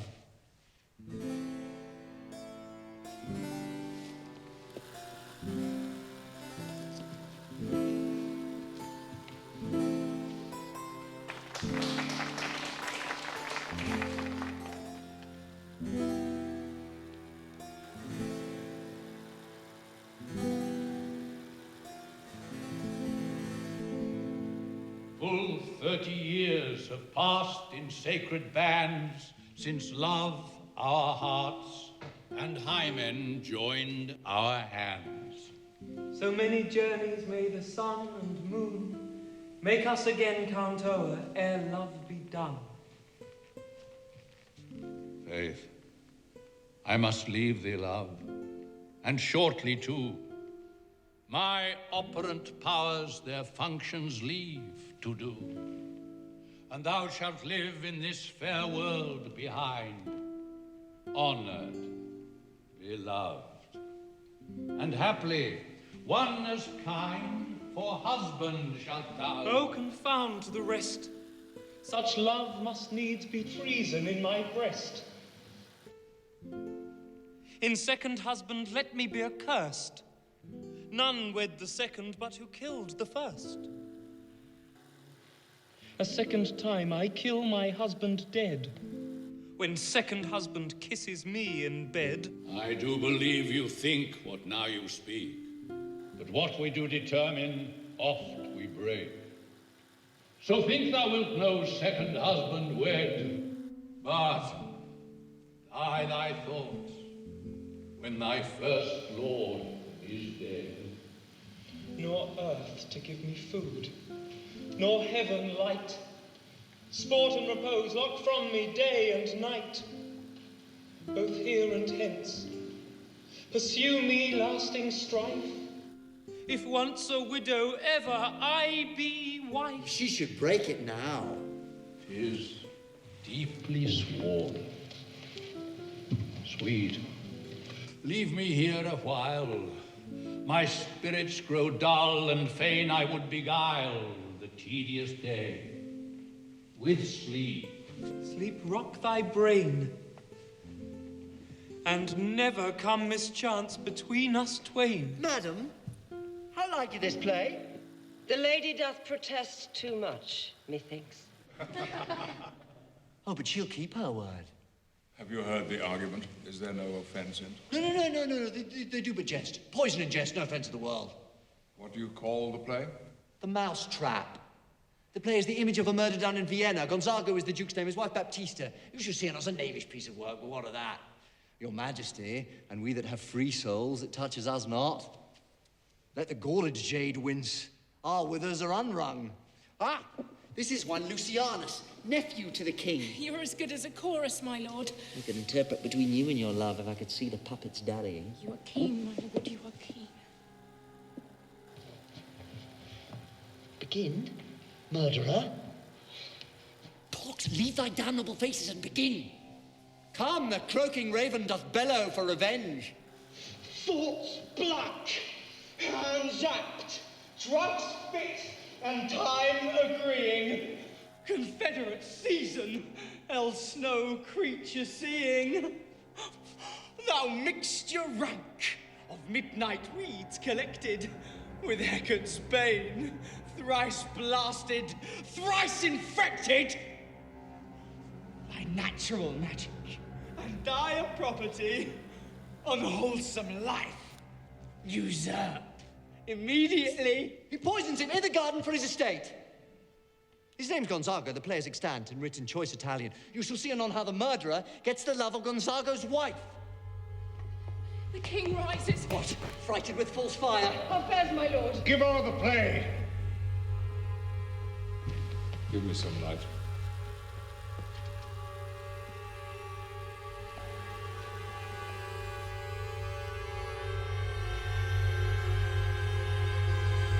Away. Lights. Hamlet! Hamlet! Hamlet!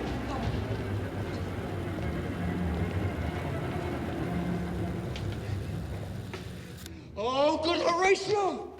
I'll take the ghost word for £1,000. It's perceived. Very well, my lord. Upon the talk of the poisoning. I did very well note him. Come, some music, come! The recorder! For if the king like not the comedy, why then belike, you like it not, Purdy. Good my lord, vouchsafe me a word with you. Sir, a whole history. The king, sir... Aye, sir, what of him? ...is in his retirement marvellous distempered.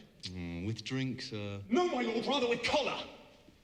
Good my lord, put your discourse into some frame and start not so wildly from my affair. I am tame, sir.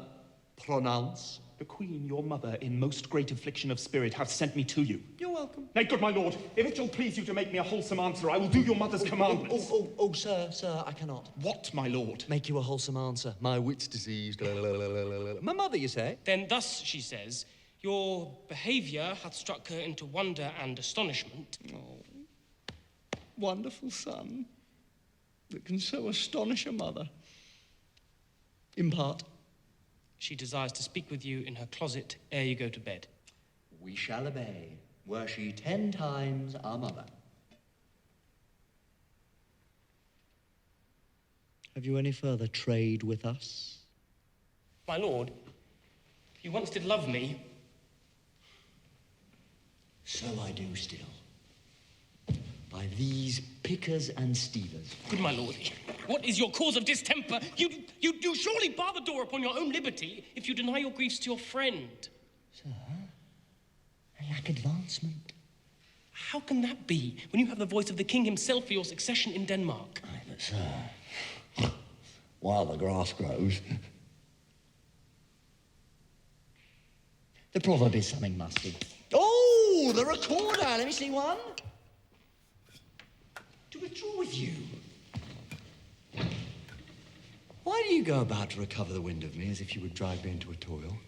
Oh, my lord, if my duty be too bold, my love is too unmannerly. I do not well understand that. Will you play upon this pipe? My lord, I cannot. I pray you. Believe me, I cannot. I do beseech you. I know no touch of it, my lord. It is as easy as lying. Govern these vintages with your fingers and thumb. Give it breath with your mouth. It will discourse most eloquent music. Look at you, these are the stops. But these cannot I command to any utterance of harmony. I have not the skill. Why, look you now. How unworthy a thing you make of me. You'd play upon me. You would seem to know my stops. You would pluck out the heart of my mystery. You would sound me from my lowest note to the top of my compass, and there is much music. Excellent voice in this little organ. Yet cannot you make it speak? Speak! Do you think I am easier to be played on than a pipe? Call me what instrument you will, though you can fret me. You cannot play upon me. God bless you, sir. My lord, the Queen would speak with you.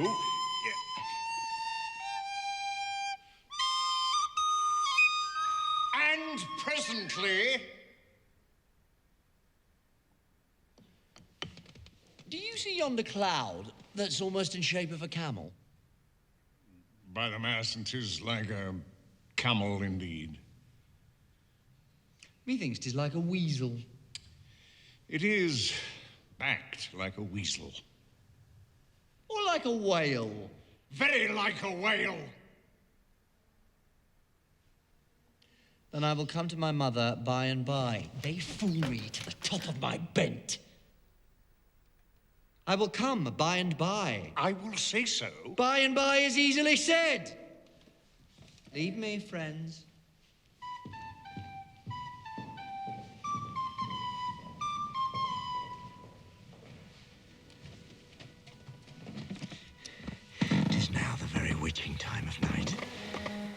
churchyards yawn, and hell itself breathes out contagion to this world. Now, could I drink hot blood and do such bitter business as the day would quake to look on? Soft now. To my mother. I will speak daggers to her, but use none. I like him not, nor stands it safe with us to let his madness range. Therefore prepare you. Your commission will forthwith dispatch, and he to England shall along with you. The terms of our estate may not endure hazard so dangerous as doth hourly grow out of his lunacy. We will ourselves provide. Most holy and religious fear it is to keep those many, many bodies safe that live and feed upon your majesty. Never alone did the king sigh, but with a general groan. For majesty is like a massy wheel fixed on the summit of the highest mount, to whose huge spokes 10,000 lesser things are mortised and joined. Arm you, I pray you, to this speedy voyage. For we will fetters put upon this fear which now goes too free-footed. We will haste us. My lord, he's going to his mother's closet. Behind the arras, I'll convey myself to hear the process. I warrant she'll tax him home. Very well, my liege. I'll call upon you ere you go to bed and tell you what I know. Thanks, good my lord.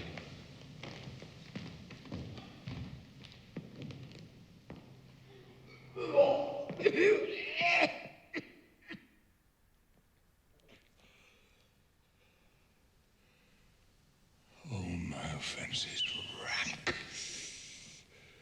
It smells to heaven. It hath the primal eldest curse upon't. A brother's murder.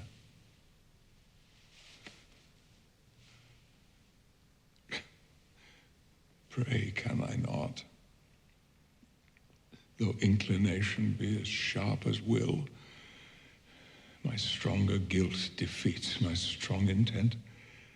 And like a man to double business bound, I stand in pause where I should first begin and both neglect.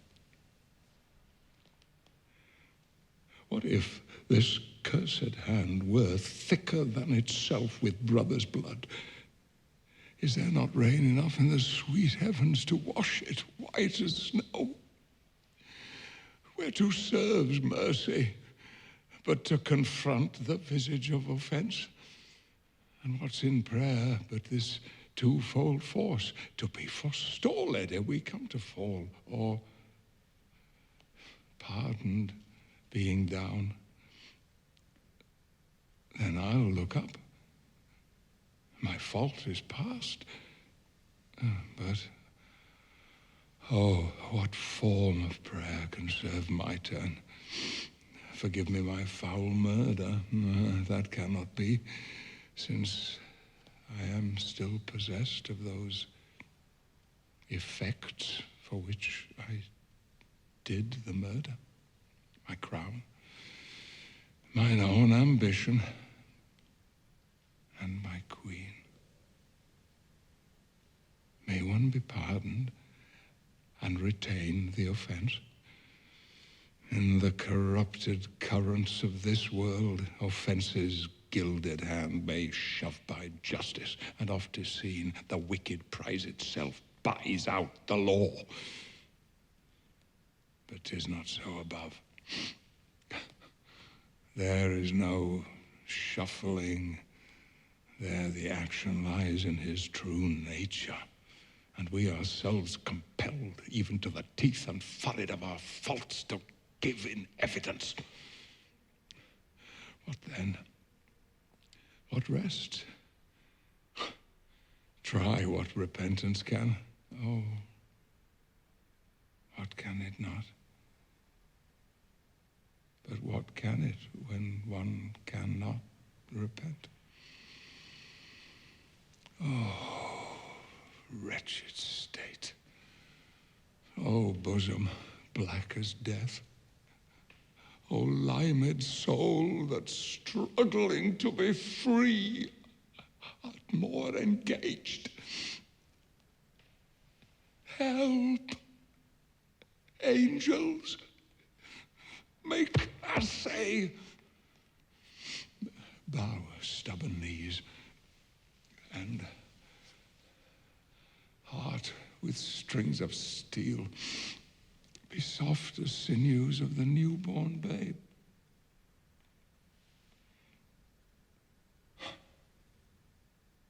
All may yet be well.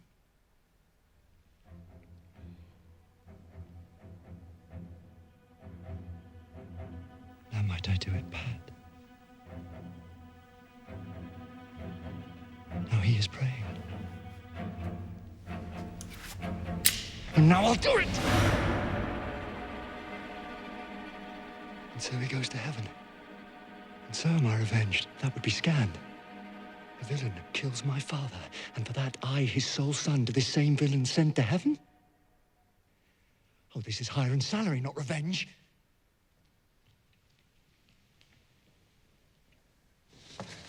He took my father, grossly, full of bread, with all his crimes, broad blown as flush as May. And how his audit stands, who knows, save heaven. And am I then revenged to take him in the purging of his soul, when he is fit and seasoned for his passage? No. Up, blade. And know thou a more horrid end. When he is drunk asleep, or in his rage, or in the incestuous pleasure of his bed, at gaming, swearing, or about some act that hath no relish of salvation in't, then trip him, that his heels may kick at heaven, and that his soul may be as damned and black as hell whereto it goes.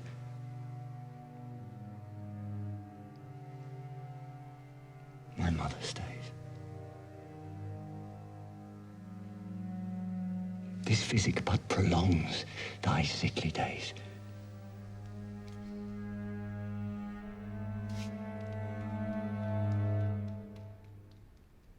My words fly up.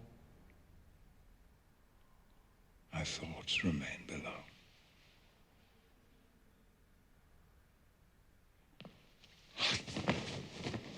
Words without thoughts never to heaven go.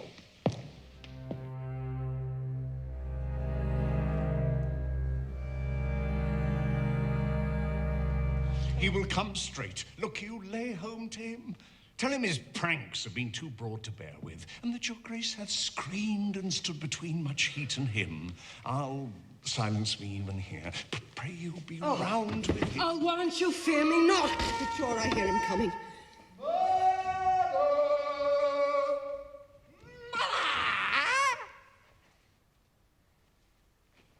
Now, mother, what's the matter? Hamlet, thou hast thy father much offended. Mother, you have my father much offended. Come, you answer with an idle tongue. Go, go, you question with a wicked tongue. Why, no, Hamlet. What's the matter now?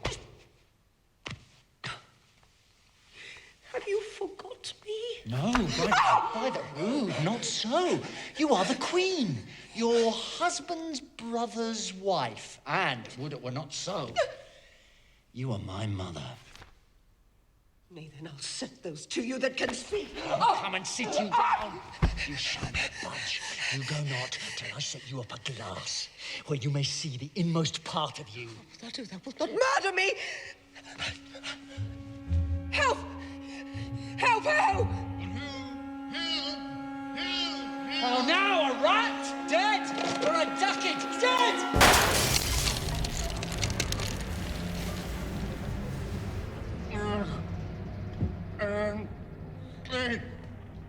What has thou done? No, no, not.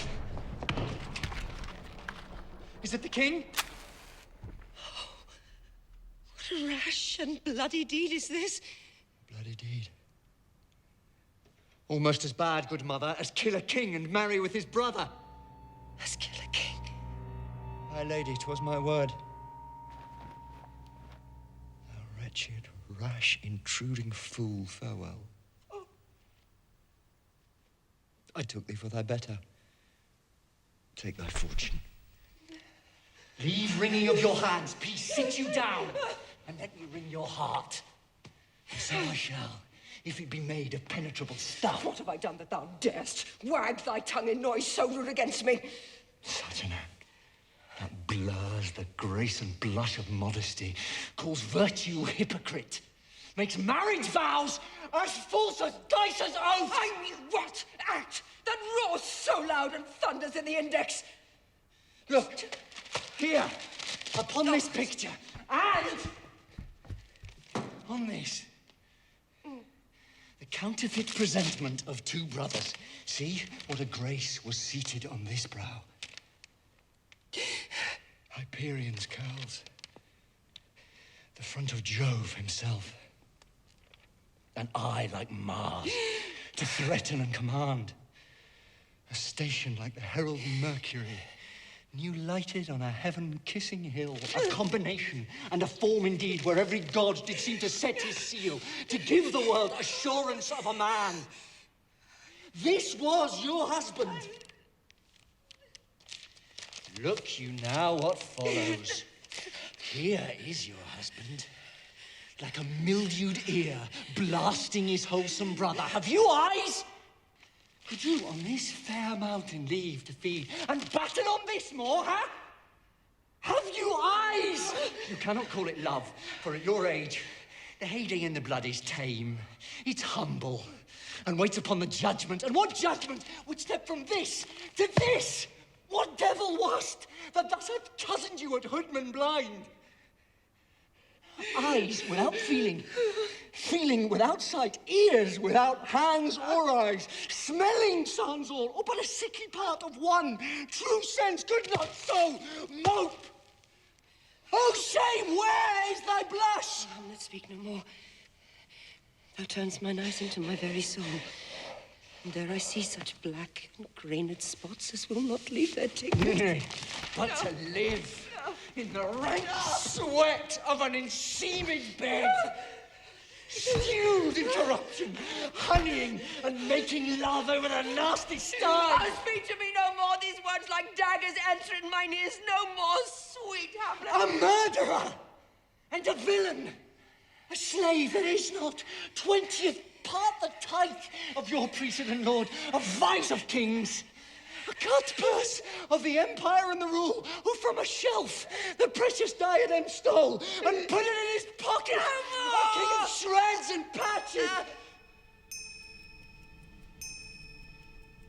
Save me, and hover o'er me with your wings, you heavenly guard. Ah, what would your gracious think?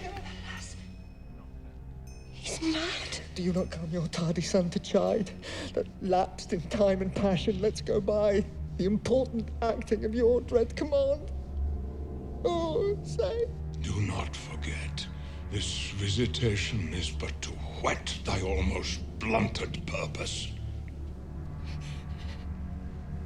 But look, amazement on thy mother's, step between her and her fighting soul. Conceit in weakest bodies, strongest works. Speak to her, Hamlet. How is it with you, lady? Alack, how is it with you? That you do bend your eye on vacancy, and with the incorporeal air do hold discourse. Forth at your eyes your spirits wildly peep, O gentle son, upon the heat and flame of thy distemper sprinkle cool patience. Whereon do you look? On him, look you. How pale he glares. Do not look upon me, lest with this piteous action you convert my stern effect.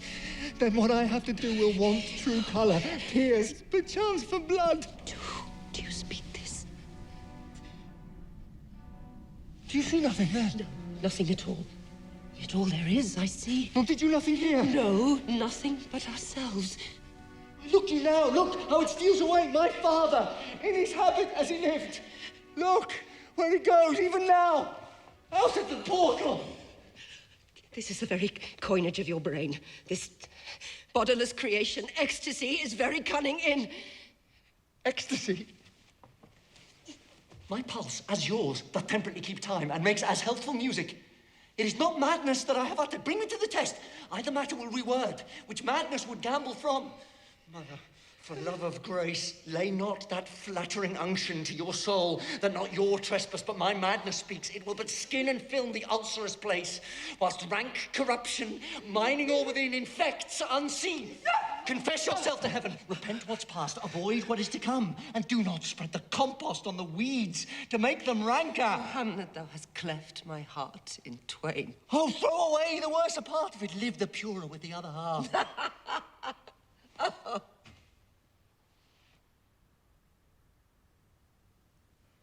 Good night.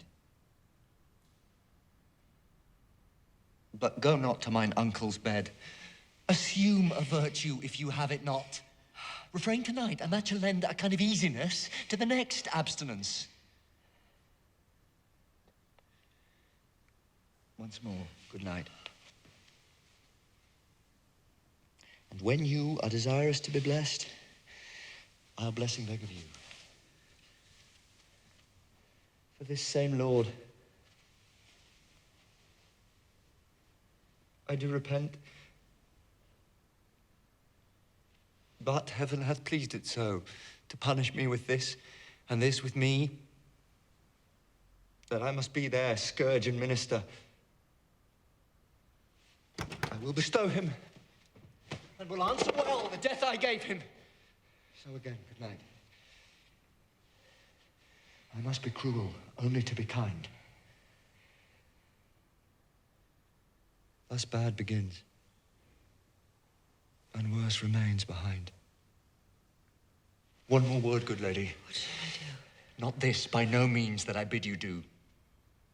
Let the bloat king tempt you again to bed, pinch wanton on your cheeks, call you his mouse, and let him for a pair of reachy kisses or paddling in your neck with his damned fingers make you to ravel all this matter out, that I essentially am not in madness, but mad in craft. Be thou assured, if words be made of breath, and breath of life, I have no life to breathe what thou hast said to me.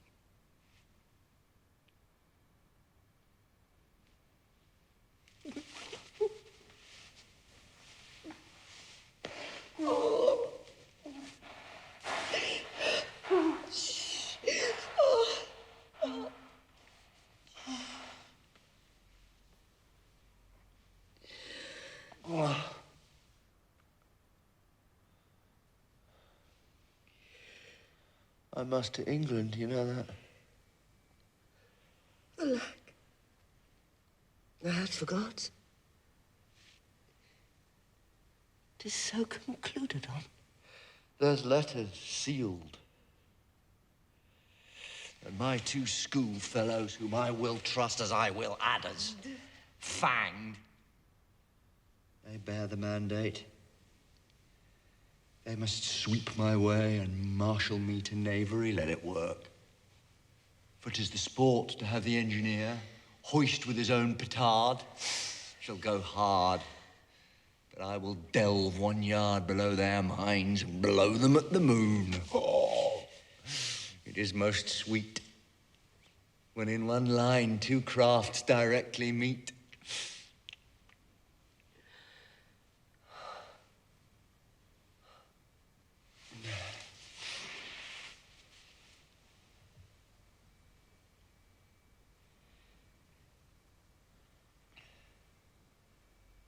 This man shall set me packing.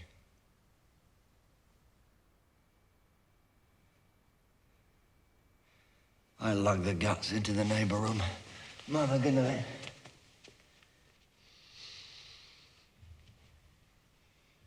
Indeed, this counsellor is now most still, most secret, and most grave, who was in life a foolish prating knave.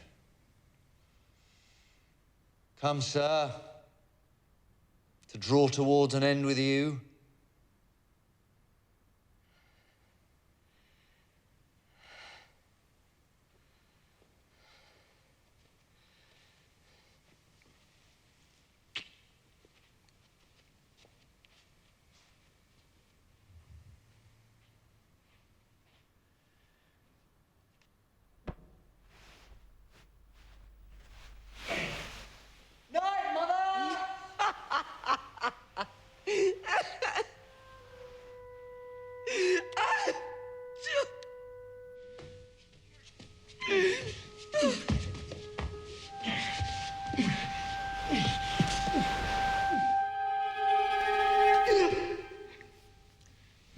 flutter in these sighs, these profound heaves, you must translate. 'Tis fit we understand them. Where's your son? Oh, my good lord. What have I seen tonight? What, Gertrude? How does Hamlet? Mad. As the sea and wind, when both contend, which is the mightier. In his lawless fit, behind the mirror, hearing something stir, whips out his weapon, cries, a rat, and in this brainless apprehension, kills the unseen good old man. Oh, heavy deed. It had been so with us had we been there. His liberty is full of threats to all. To you yourself, to us, to everyone. Alas, how will this bloody deed be answered? It will be laid to us, whose providence should have kept short, restrained, and out of haunt this mad young man. Oh, but so much was our love. We could not understand what was most fit, but like the owner of a foul disease, to keep it from divulging, let it feed, even on the pith of life. Where is he gone? To draw apart the body he hath killed. Oh, his madness weeps for what is done. Oh, Gertrude, come. The sun no sooner shall the mountains touch, but we will ship him hence. And this vile deed we must, with all our majesty and skill, both countenance and excuse. Gilson! Oh, friends both. Go join you with some further aid. Hamlet in madness hath Polonius slain, and from his mother's closet hath he dragged him. Go seek him out, speak fair, and bring the body into the chapel. Pray you, make haste. Oh, Gertrude, come. Let's call up our wisest friends and let them know both what we mean to do and what's untimely done. Come away. My soul is full of discord and dismay.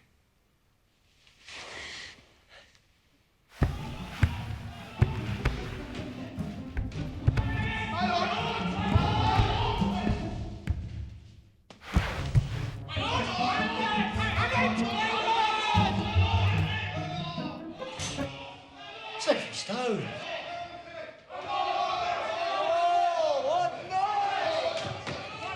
Here later.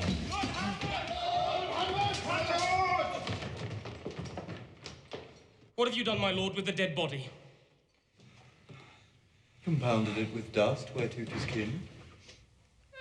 Tell us where 'tis that we may take it thence and bear it to the chapel. Do not believe it. Believe what? That I can keep your counsel and not mine own. Besides, to be demanded of a sponge, what replication should be made by the son of a king? Take you me for a sponge, my lord? Aye, sir. That soaks up the king's countenance, his rewards, his authorities, but such officers do the king best service in the end. He keeps them like an ape, an apple in the corner of his jaw, first mouthed to be last swallowed. When he needs what you have gleaned, it is but squeezing you, and sponge you shall be dry again. I understand you not, my lord. I'm glad of it. A navy speech sleeps in a foolish ear. My lord, you must tell us where the body is and go with us to the king. The body is with the king, but the king is not with the body. The king is a thing. A thing, my lord? Of nothing.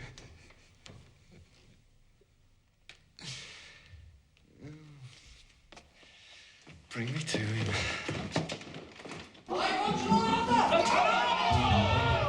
I've sent to seek him and to find the body. How dangerous is it that this man goes loose? Yet must we not put the strong law on him? He's loved of the distracted multitude, who like not in their judgment, but their eyes. And where 'tis so, the offender scourge his way, but never the offence. To bear all smooth and even, the sudden sending him away must seem deliberate cause. Diseases desperate grown by desperate measure are relieved on not at all. How now, what has befallen? Where the dead body is bestowed, my lord, we cannot get from him.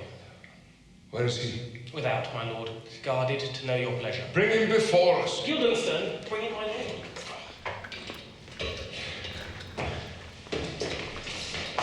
Now, Hamlet.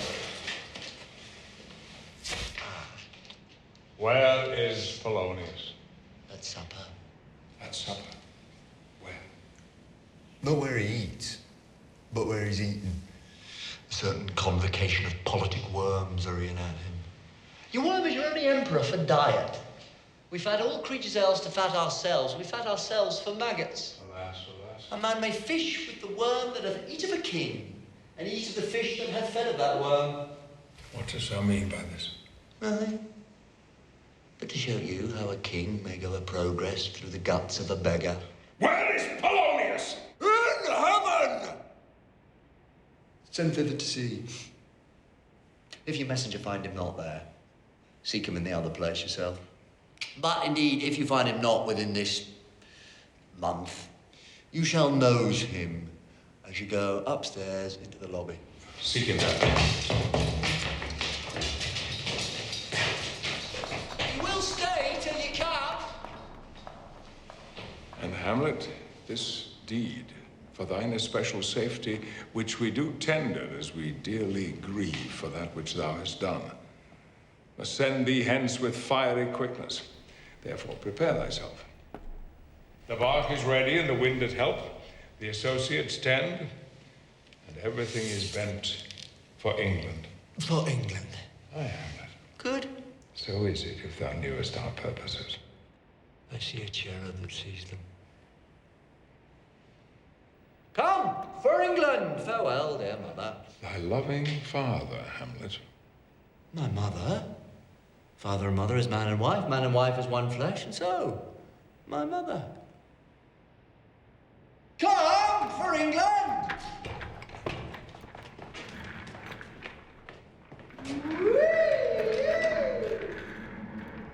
Follow him at foot. Tempt him with speed aboard. Delay it not. I'll have him hence tonight. For everything is sealed and done that else leans on this affair. Away.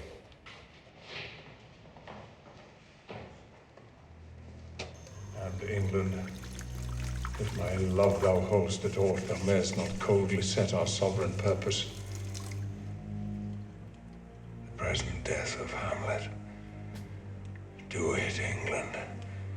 For like the hectic in my blood he rages, and thou must cure me. Till I know 'tis done, whate'er may hap, my joys were ne'er begun. I will not speak with her. She is importunate, indeed distract. Her mood will needs be pitied. What would she have? She speaks much of her father. Says she hears there's tricks in the world, speaks things in doubt that carry but half sense. Her speech is nothing. Yet the unshaped use of it doth move the hearers to collection. 'Twere good she were spoken with, for she may strew dangerous conjectures in ill-breeding minds. Let her come in.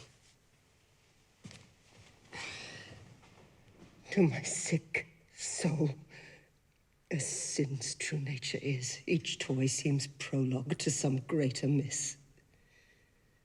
So full of artless jealousy is guilt, it spills itself in fearing to be spilt. Where is the beauteous majesty of Denmark? How now, Ophelia? How should I your true love know from another one? By his cockle hat and staff, and his sandal shoe. Alas, sweet lady, what imports this song? Saying they Pray you, mark! He is dead and gone, lady. He is dead and gone. At his head, grass green turf, at his heels a stone. Nay, but Ophelia, pray him mark! White his shroud of the mountain snow, loaded with sweet flowers, which bewept to the grave did not go with true love showers. How do you, pretty lady? Well, God ild you.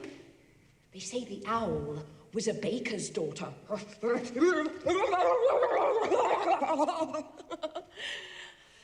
Lord, we know what we are. But we know not what we may be. God be at your table. Conceit upon her father. Oh, pray you, let's have no words of this. But when they ask you what it means, say you this. Tomorrow is St. Valentine's Day, all in the morning bedtime, and I am made at your window to be your Valentine. Then up he rose and donned his clothes, and up the chamber door, let in the maid, let out a maid, who never departed more. His law without an oath, I'll make an end on't. By cheers and by St. Charity, alack and fie for shame. Young men will do't if they come to it. By cock they are to blame. Quoth she, before you tumbled me, you promised me to wed. So would I have done by yonder sun, and thou hadst not come to my bed. How long hath she been thus? I hope all will be well. We must be patient. But I cannot choose but weep, to think that they should lay him in the cold ground. My brother shall know of it, and so I thank you for your good counsel. Come, my coach. Good night, ladies. Good night, sweet ladies. Good night. Good night. Follow her close. Give her good watch, I pray you. Oh, this is the poison of deep grief. It springs all from her father's death, and now, behold. Oh, Gertrude. Gertrude, when sorrows come, they come not single spies, but in battalions. First her father slain, next your son gone, and he most violent author of his own just remove.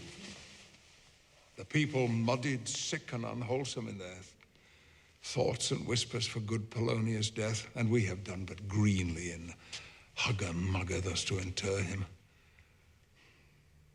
Poor Ophelia, divided from herself and her fair judgment, without the which we are but pictures or mere beasts. Last, and yet as much containing all of these, her brother is in secret come from France, and wants not buzzers to infect his ear with pestilent speeches of his father's death. Alas, what noise is this? Where are my Switzers? Bid them guard the door. Save yourself, my lord. Laertes in riotous head overbears your officers. The rabble call him lord. They cry, choose we, Laertes shall be king. Hands and tongues applaud it to the clouds. Laertes shall be king. Laertes, king. Chiefly on the false trail they cry. Oh, this is counter, you false Danish dogs! The doors are broken. Thou vile king, give me my father. Calmly, good Laertes. That drop of blood that's calm proclaims me bastard. What is the cause, Laertes, that thy rebellion looks so giant-like? Let him go, Gertrude. Do not fear our person. There is such divinity doth hedge a king, that treason can but peep to what it would, acts little of his will. Tell me, Laertes, why art thou thus incensed? Let him go, Gertrude. Speak, man. Where is my father? Dead. But not by him. Let him demand his fill. How came he dead? I'll not be juggled with. To hell allegiance, Vows to the blackest devil, conscience and grace to the profoundest pit. I dare damnation! To this point I stand, let come what comes. Only I'll be revenged most thoroughly for my father. Who shall stay you? My will, not all the world's. Good Laertes, if you desire to know the certainty of your dear father's death, is't writ in your revenge that swoop stake you will draw both friend and foe, winner and loser? None but his enemies. Will you know them then?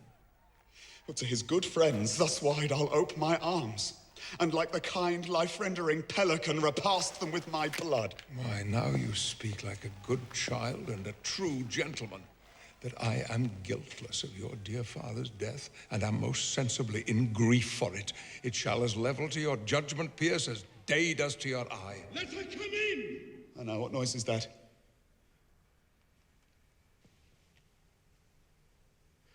Oh, heat, dry up my brains. Tears 7 times salt burn out the sense and virtue of mine eye, oh, Rose of May. Dear maid, kind sister, sweet Ophelia, oh heavens, is possible a young maid's wits should be as mortal as an old man's life? They bore him barefaced on the bier. Hey, nonny, nonny, nonny, no. And in his grave rained many a tear. Farewell, my dove. Didst thou thy wits and didst persuade revenge it could not move thus? No, you're missing a downer, down. You call him a downer. This nothing's more than matter. There's Rosemary. That's for remembrance. Pray, love, remember.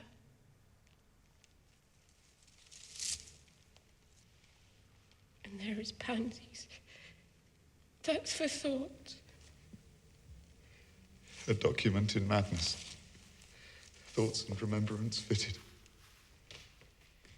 Fennel for you. And columbines. There's rue for you. And here's some for me. We may call it herb grease Sundays. Oh, you must wear your rue with a difference.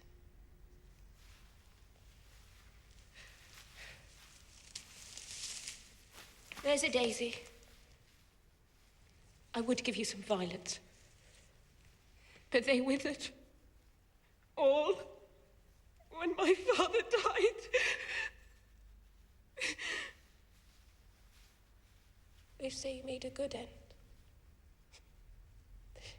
For bonny sweet Robin is all my joy. Thought and affliction.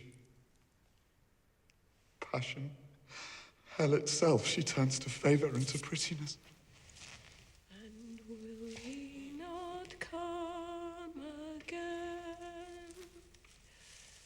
And will he not come again? No, no, he is dead. Go to thy deathbed. He never will come again. His beard was as white as snow. All flaxen was his poll. He is gone, he is gone. And we cast away moan. God have mercy on his soul. And of all Christian souls, I pray God. God by ye. Do you see this? Oh, Laertes.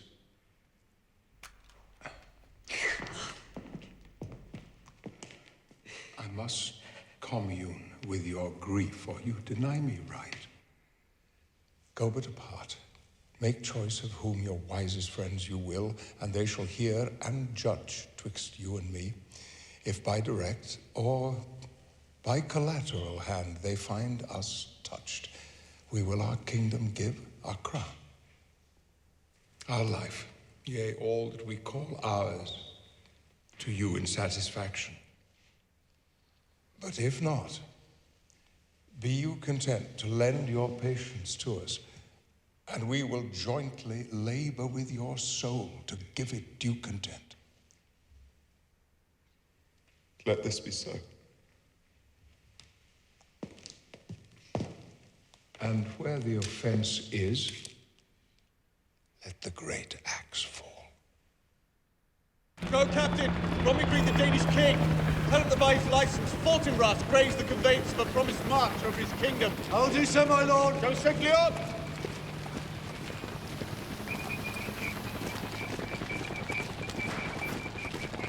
Sir? Whose powers are these? We're of Norway, sir. What purpose, sir, I pray you? Against some part of Poland. Who commands them, sir? Nephew to old Norway, Fortinbras. Goes it against the main of Poland, sir, for some frontier? Truly to speak, and with no addition. We go to gain a little patch of ground which hath in it no profit but the name. To pay 5 ducats, 5, I would not farm it. Why then, the Poleac never will defend it. Yes, it is already garrisoned. 2,000 souls and 20,000 ducats will not debate the question of this straw. I humbly thank you, sir. God be with you, sir. Oh!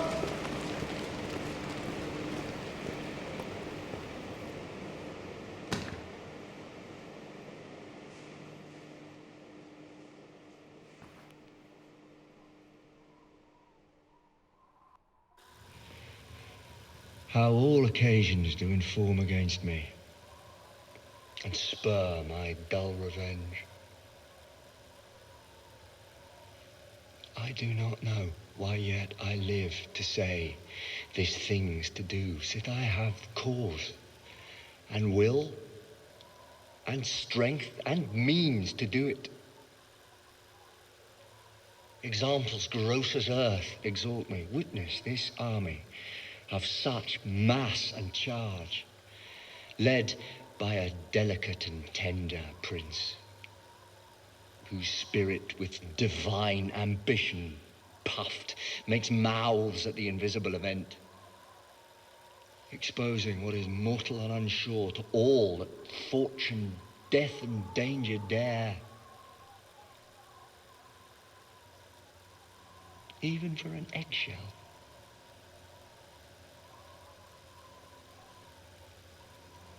Oh, from this time forth, my thoughts be bloody, or be nothing worth.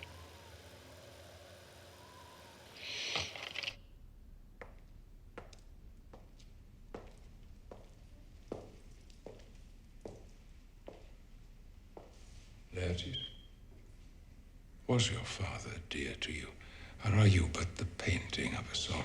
A face without a heart. Why ask you this? Hamlet comes back. What will you undertake to prove yourself your father's son in deed, more than in words? To cut his throat in the church. No place indeed should murder sanctuarize. Revenge should know no bounds.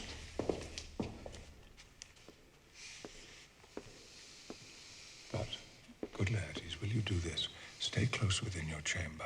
Hamlet returned, shall know you are come home. Will set on those, shall praise your excellence, and for your rapier, most especially, bring you in fine together and wager on your heads. He, being remiss and free from all contriving, will not peruse the foils, so that with ease, or a little shuffling, you may choose a sword unblunted, and in a pass of practice requite him for your father. I will do it. And for that purpose, I'll anoint my sword.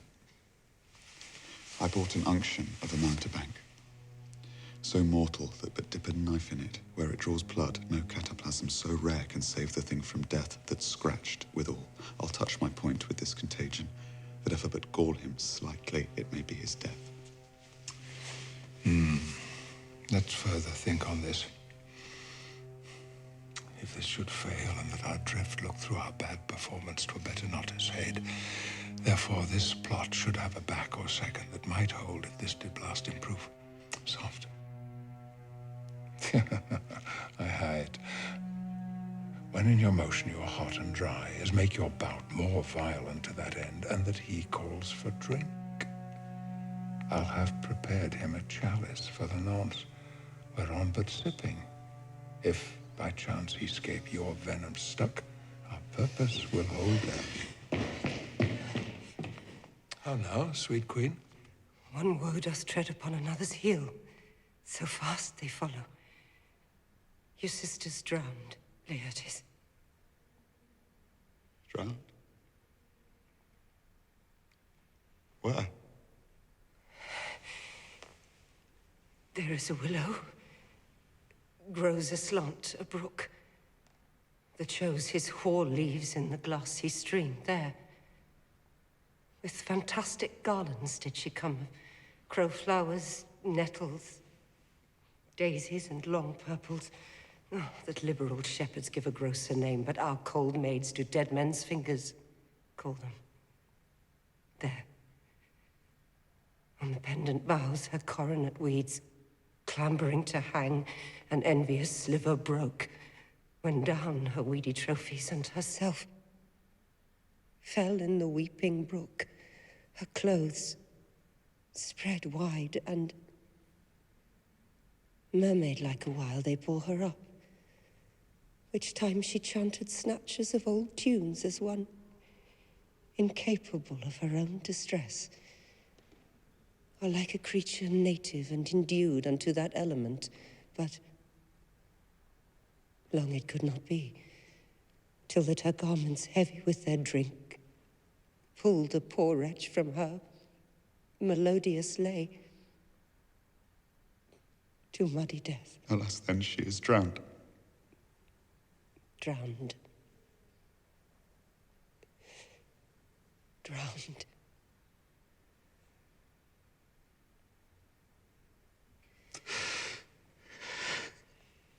Too much of water hast thou, poor Ophelia, and therefore I forbid my tears, but yet it is our trick. Nature her custom holds, let shame say what it will. Adieu, my lord. I have a speech of fire that fain would blaze, but that this folly douses it. Let's follow Gertrude. How much I had to do to calm his rage. Now fear I this will give it start again.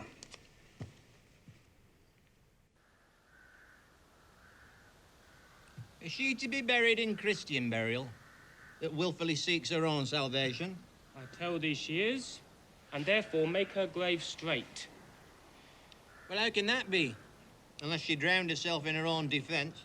Why, 'tis found so. It must be say offendendo. It cannot be else.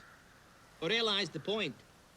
If I drown myself wittingly, it argues an act, and an act hath three branches. It is to act, to do, to perform. Argle, she drowned herself wittingly. Nay, but hear you, Goodman Delver. Give me leave. Here lies the water, good. Here stands the man, good. Now, if the man got to this water and drowned himself, it is, willy-nilly, he goes. Mark you that. But if the water come to him and drown him, he drowns not himself.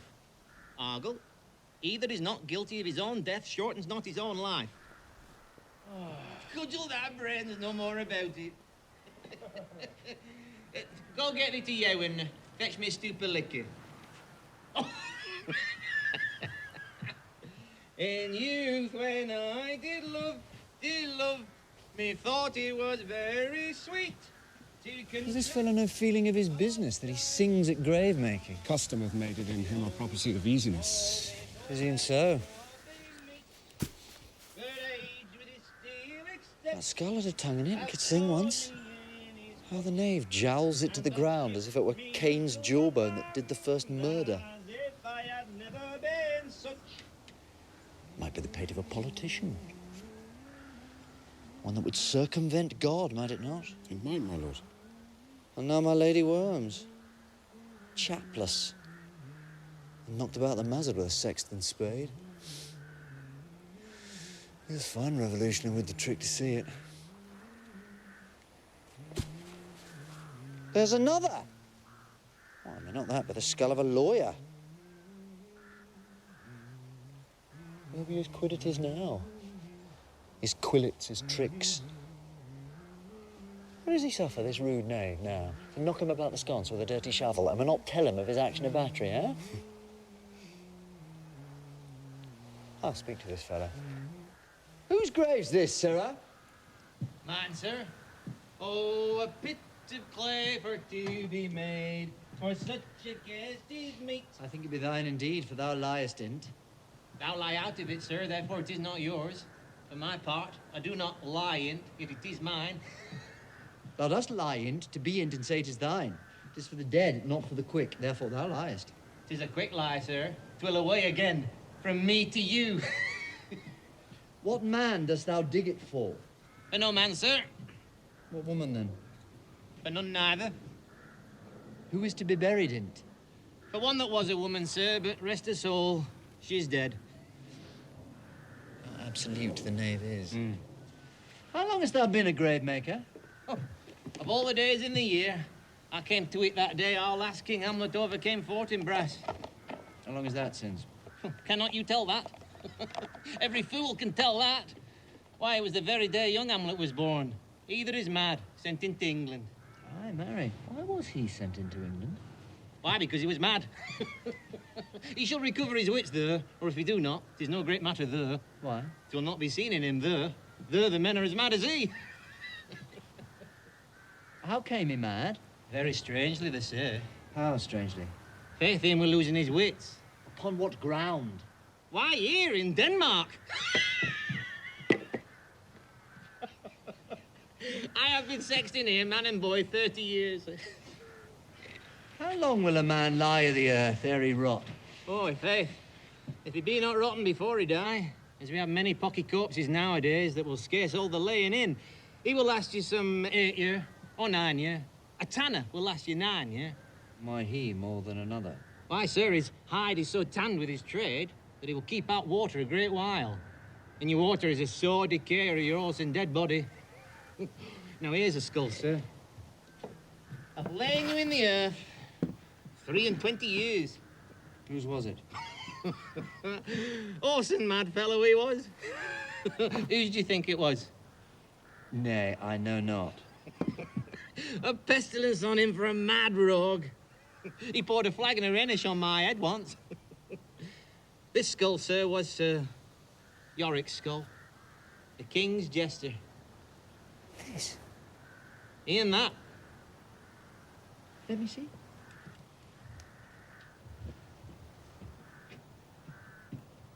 Alas. Poor Yorick. I knew him, Horatio. A fellow of infinite jest. Of most excellent fancy. He hath borne me on his back 1,000 times.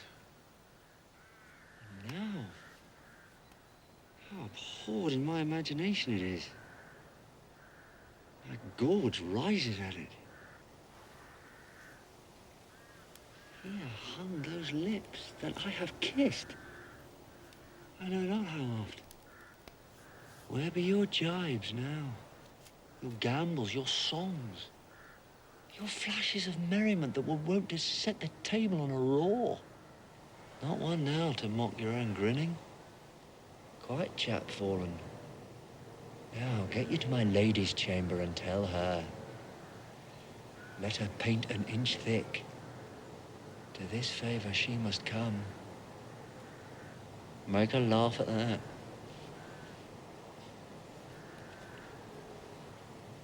Prithee, Horatio, tell me one thing. What's that, my lord? The Dost thou think Alexander looked to this fashion of the earth? Even so. And smelt so? Even so, my lord. Imperious Caesar, dead and turned to clay. Might stop a hole to keep the wind away. 'Twere to consider too curiously to consider so. Oh, John.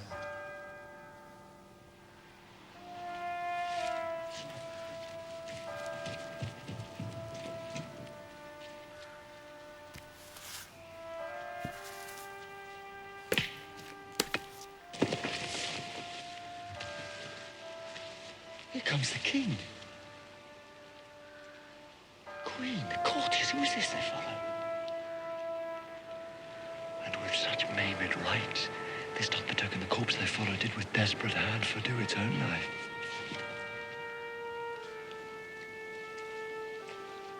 It was of some estate. Couch me a while, mark.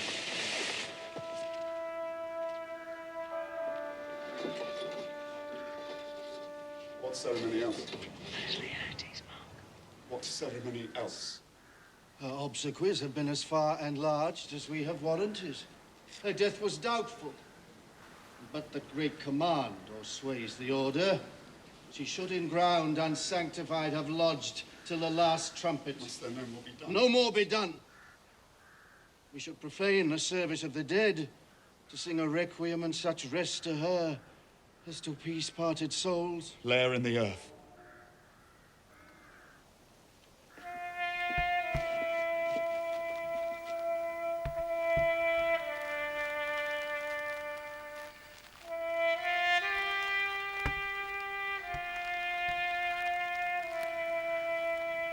And from her fair and unpolluted flesh may violets spring, I tell thee, churlish priest. A ministering angel shall my sister be when thou liest howling. What? The fair Ophelia. Sweets to the sweet. Farewell. I hope thou shouldst have been my Hamlet's wife. I thought thy bride bed to have decked, sweet maid, not to have strewed thy grave. Oh, treble woe fall 10 times treble on that cursed head, whose wicked deed thy most ingenious sense deprived thee of. Hold off the earth a while, till I have caught her once more in mine arms.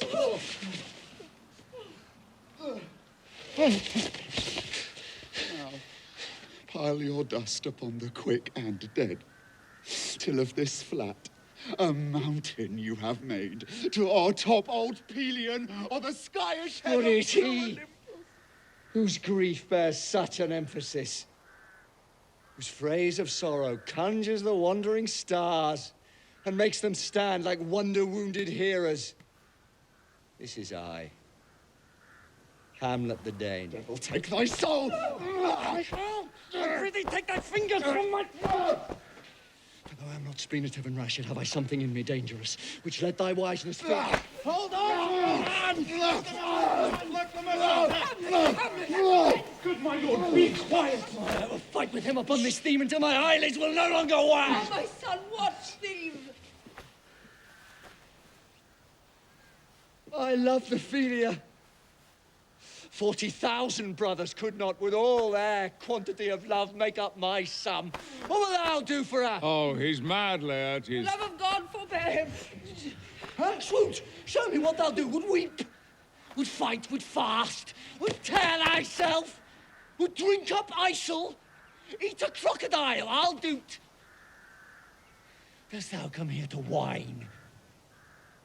To outface me with leaping in her grave? Be buried quick with her, and so and if thou prate of mountains, let them throw millions of acres on us, till our ground, singeing his pate against the burning zone, make Ossa like a wart. Nay, and thou, mouth, I'll rant as well as thou. This is mere madness, and thus a while the fit will work on him. Anon, his silence will sit drooping. You, sir? What is the reason that you used me thus? I loved you ever. But it is no matter. Let Hercules himself do what he may. The cat will mew, and dog will have his day. Good Horatio. Wait on him.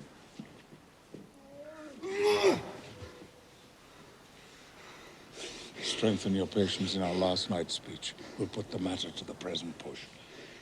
Good Gertrude. Set some watch over your son.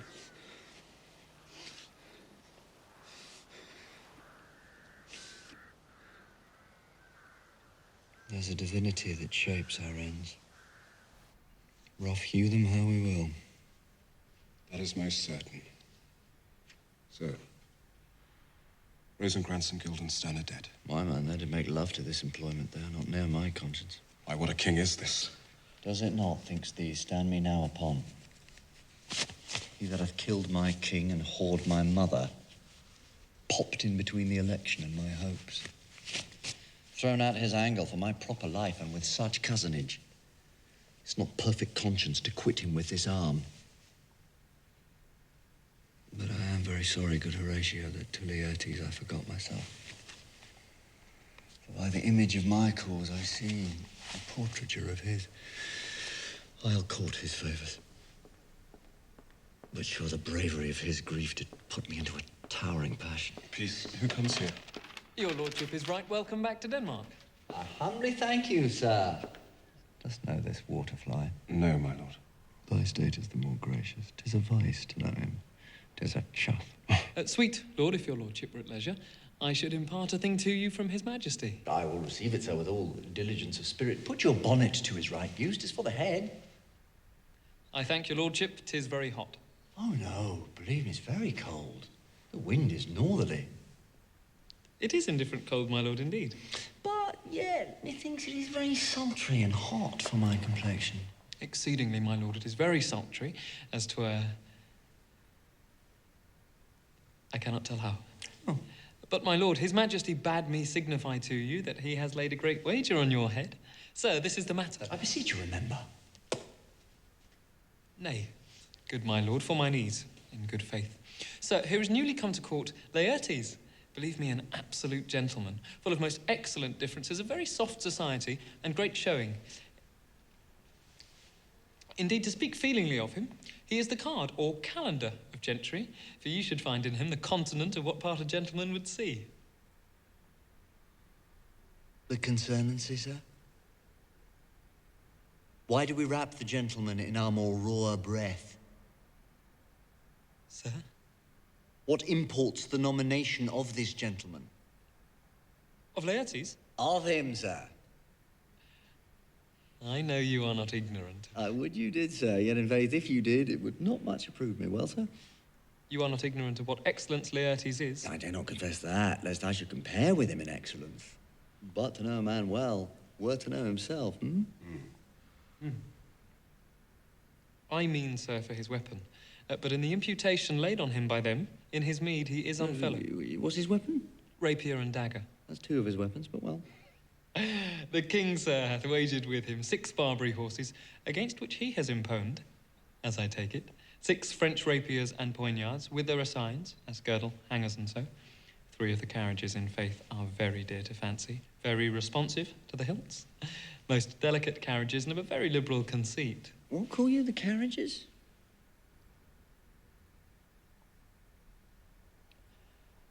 Carriages, sir, are the hangers. But on, why is this imponed, as you call it? The king, sir, hath laid that in a dozen passes between yourself and him, he shall not exceed you 3 hits. It should come to immediate trial if your lordship would vouchsafe the answer. How if I answer no? I mean, sir, the opposition of your person in trial. Well, I shall walk here in the hall if it pleases Majesty. 'Tis the breathing time of day with me. I shall win for him when I can. If not, I shall gain nothing but my shame and the odd hits. Shall I re-deliver you, Ian, sir? To this effect, sir, after what flourish your nature will. I commend my duty to your lordship. Yours, yours. This lapwing runs away with a shell on his head. He'd comply with his mother's dug before he sucked it. You will lose this wager, my lord. I do not think so. Since he went into France, I've been in continual practice. I shall win at the odds. But thou wouldst not think how ill all's here about my heart. But it is no matter. Nay, good my lord. It is but foolery. If your mind dislike of anything, obey it. I will forestall their repair hither and say you are not fit. Not a whit. We defy augury. There's a special providence in the fall of a sparrow. If it be now, 'tis not to come. If it be not to come, it will be now. If it be not now, yet it will come. The readiness is all. Come, Hamlet, come, and take this hand from me. Give me your pardon, sir. I've done you wrong. But pardon it, as you were a gentleman. This presence knows, and you must needs have heard, how I am punished with sore distraction. What I have done that might your nature, honor, and exception roughly awake, I here proclaim was madness. Sir, in this audience, let my disclaiming from a purposed evil free me so far in your most generous thoughts that I have shot mine arrow o'er the house and hurt my brother. I am satisfied. I do receive your offered love, like love, and will not wrong it. I do embrace it freely. And will this brother's wager frankly play? Give us the foils, come on! Come, one for me! I'll be your foil, Laertes, in mine ignorance. Your skill shall, like a star in the darkest night, stick fiery off indeed. You mock me, sir. No, by this hand. Give them the foils, young Osric. Cousin Hamlet, you know the wager. Very well, my lord. Your grace hath laid the odds of the weaker side. Oh, I do not think it. I have seen you both. But since he is bettered, we have therefore odds. This is too heavy. Let me see another. This likes me well enough. These foils have all a length. Aye, my good lord. If Hamlet give the first or second hit, or quit in answer of the third exchange, let all the battlements their ordnance fire. The king shall drink to Hamlet's better breath. And in the cup an union shall he throw, richer than that which 4 successive kings in Denmark's crown have worn. Let the kettle to the trumpet speak, the trumpet to the cannoneer without, the cannon to the heavens to earth. Now the king drinks to Hamlet. Come, begin. And you, the judge, bear a wary eye.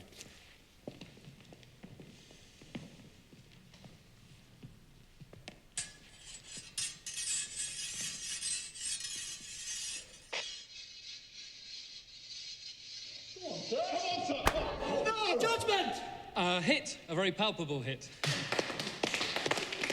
Well, again! Say, give me the drink. Hamlet, this pearl is thine. Here's to thy health. Give him the cup.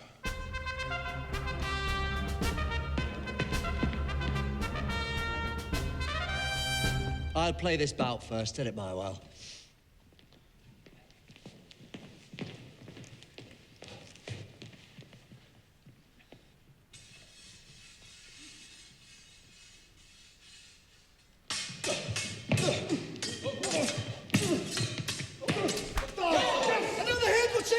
A touch, I do confess. Our son shall win. He's hot and scant of breath. Here, Hamlet, take my napkin, rub thy brows. The queen carouses to thy fortune, Hamlet. Good, madam. Gertrude, do not drink. I will, my lord. I pray you pardon me. It is the poisoned cup. It is too late. I do not drink yet, madam. By and by. Come, let me wipe thy face. My lord, I'll hit him now. I do not think it. Yet, it is almost against my conscience. Come for the third, Laertes, you bedally. Pray you pass with your best violence. I'm afraid you make a wanton of me. Say so. Come on!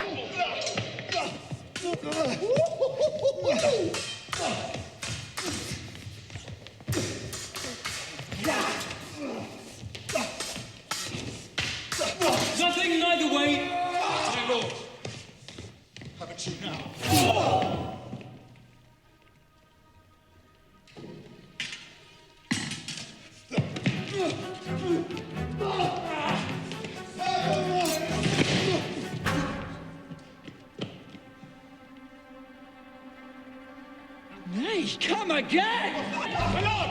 My lord! My lord! My lord! My lord! Good God, Queen, the help!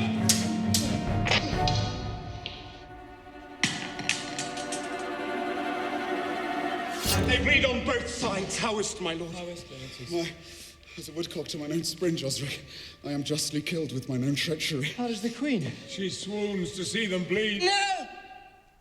No, the drink! The drink! Oh, my dear Hamlet.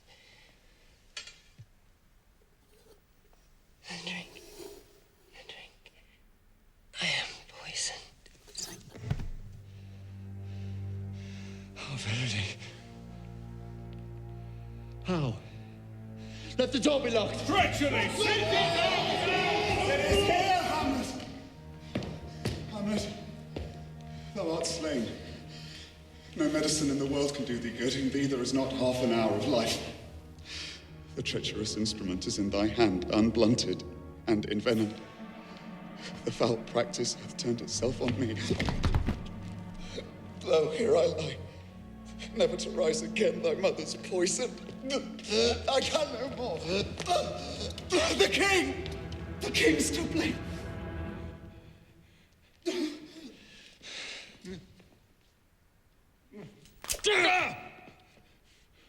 Oh, yet defend me, friends. I am but hurt. Here. Thou incestuous, murderous, damned Dane, drink off this potion.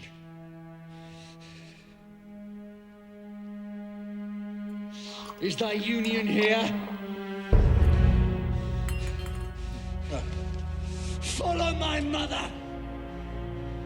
He is justly served. It is a poison tempered by himself. Exchange forgiveness with me, noble Hamlet.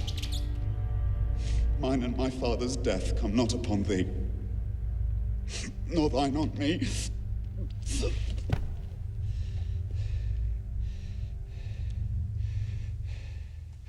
Heaven make thee free of it. I follow thee. I'm dead. Horatio. Wretched queen, and you that look pale and tremble at this chance, that are but mutes or audience to this act, had I but time, as this fell Sergeant Death is strict in his arrest. Oh, I could tell you, but let it be. Horatio, I'm dead. Thou livest. Report me and my cause aright to the unsatisfied. Never believe it. No more an antique Roman than a Dane. Is yet some liquor left? Is thou the man? Give me the cup. Let go. By heaven, I'll have it.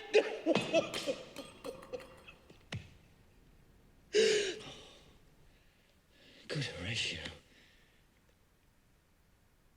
What a wounded name. Things standing thus unknown shall live behind me. If thou didst ever hold me in thy heart, absent thee from felicity a while, and in this harsh world draw thy breath in pain to tell my story.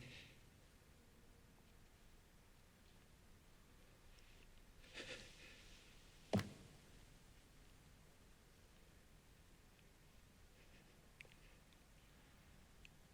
rest is silence.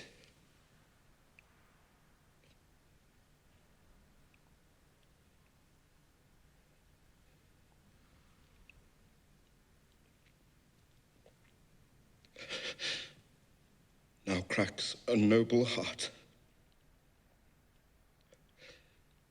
Good night, sweet prince, and flights of angels sing thee to thy rest.